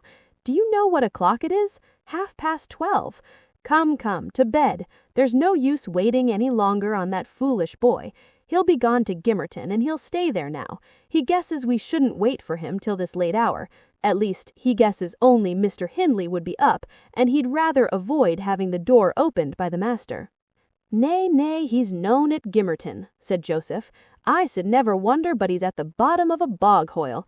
This visitation warn't for naught, and I would have ye to look out, miss. Yama be the next. Thank Heaven for all works together for good to them as is chosen and picked out from the rubbage. Ya know what the Scripture says." And he began quoting several texts, referring us to chapters and verses where we might find them. I, having vainly begged the wilful girl to rise and remove her wet things, left him preaching and her shivering, and betook myself to bed with little Hareton, who slept as fast as if everyone had been sleeping around him. I heard Joseph read on a while afterwards, then I distinguished his slow step on the ladder, and then I dropped asleep. Coming down somewhat later than usual, I saw by the sunbeams piercing the chinks of the shutters Miss Cathy still seated near the fireplace. The house door was ajar, too. Light entered from its unclosed windows. Hindley had come out and stood on the kitchen hearth, haggard and drowsy. "What ails you, Cathy?" he was saying when I entered. "You look as dismal as a drowned whelp. Why are you so damp and pale, child?" "I've been wet," she answered reluctantly, "and I'm cold, that's all." "Oh, she is naughty," I cried, perceiving the master to be tolerably sober. "She got steeped in the shower of yesterday evening, and there she has sat the night through, and I couldn't prevail her to stir." Mr. Earnshaw stared at us in surprise. "The night through?" he repeated. "What kept her up? Not fear of the thunder, surely? That was over hours since." Neither of us wished to mention Heathcliff's absence as long as we could conceal it, so I replied I didn't know how she took it into her head to sit up, and she said nothing. The morning was fresh and cool. I threw back the lattice, and presently the room filled with sweet scents from the garden. But Catherine called peevishly to me, "Ellen, shut the window. I'm starving." And her teeth chattered as she shrank closer to the almost extinguished embers. "She's ill," said Hindley, taking her wrist. "I suppose that's the reason she would not go to bed. Damn it, I don't want to be troubled with more sickness here. What took you into the rain?" "Running after t' lads as usual," croaked Joseph, catching an opportunity from our hesitation to thrust in his evil tongue. "If I were ya, maester, I'd just slam t' bods in their faces all on 'em, gentle and simple. Never a day at ya off, but yon cat o' Linton comes sneaking hither, and Miss Nelly, shoe's a fine lass, she sits watchin' for ye at t' kitchen, and as y'are in at one door, he's out at t'other. And then, where grand lady goes a courtin' of her side. It's bonny behaviour, lurking among t' fields after 12 o' t' night with that foul flaysome divil of a gypsy, Heathcliff. They think I'm blind, but I'm noan, nowt at t' sort. I seed young Linton both comin' and goin', and I seed ya," directing his discourse to me, "ya gooid for nowt, slatternly witch, nip up and bolt into the house t' minute ya heard t' maester's horse fit clatter up the road." "Silence, eavesdropper!" cried Catherine. "None of your insolence before me. Edgar Linton came yesterday by chance, Hindley, and it was I who told him to be off, because I knew you would not like to have met him as you were." "You lie, Cathy, no doubt, and you are a confounded simpleton.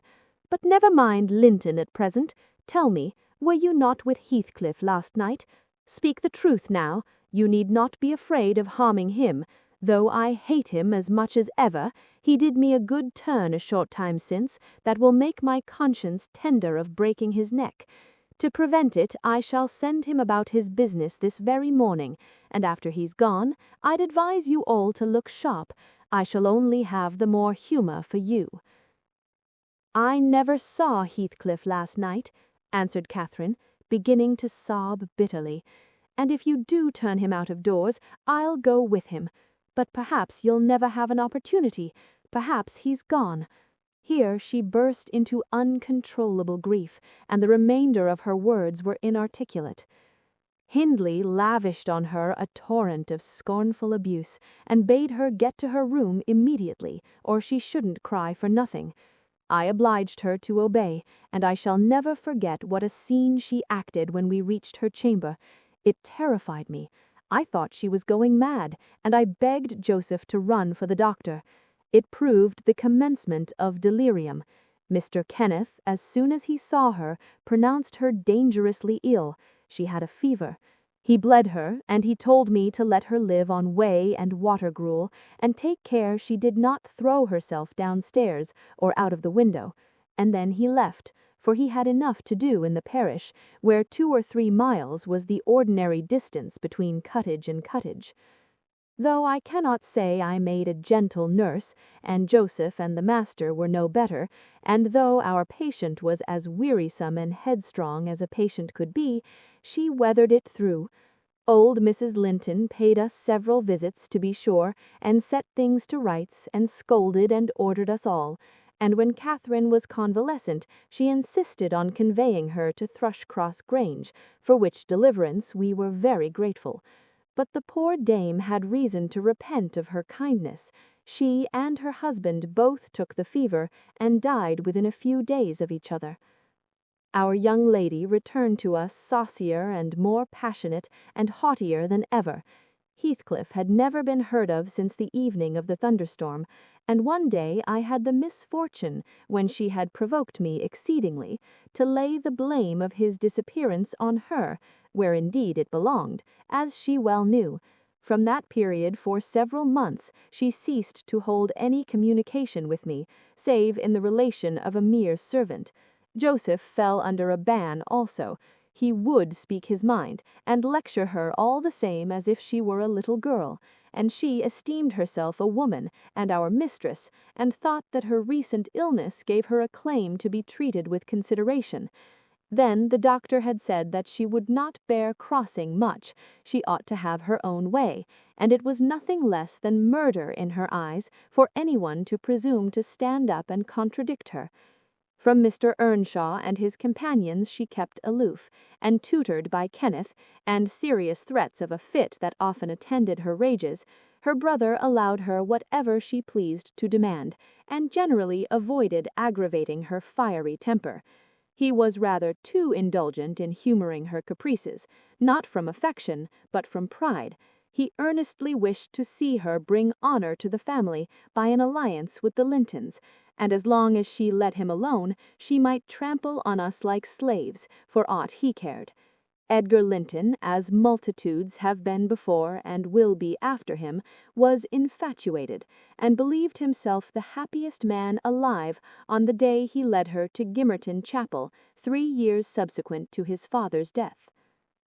Much against my inclination, I was persuaded to leave Wuthering Heights and accompany her here. Little Hareton was nearly 5 years old, and I had just begun to teach him his letters. We made a sad parting, but Catherine's tears were more powerful than ours. When I refused to go, and when she found her entreaties did not move me, she went lamenting to her husband and brother. The former offered me munificent wages, the latter ordered me to pack up. He wanted no women in the house, he said, now that there was no mistress, and as to Hareton, the curate should take him in hand by and by. And so I had but one choice left, to do as I was ordered. I told the master he got rid of all decent people only to run to ruin a little faster. I kissed Hareton, said good-bye, and since then he has been a stranger, and it's very queer to think it, but I've no doubt he has completely forgotten all about Ellen Dean, and that he was ever more than all the world to her, and she to him. At this point of the housekeeper's story, she chanced to glance towards the timepiece over the chimney, and was in amazement on seeing the minute hand measure 1:30. She would not hear of staying a second longer. In truth, I felt rather disposed to defer the sequel of her narrative myself, and now that she has vanished to her rest, and I have meditated for another hour or two, I shall summon courage to go also, in spite of aching laziness of head and limbs. End of Part 1. Listen to Part 2 on Lull and Fade.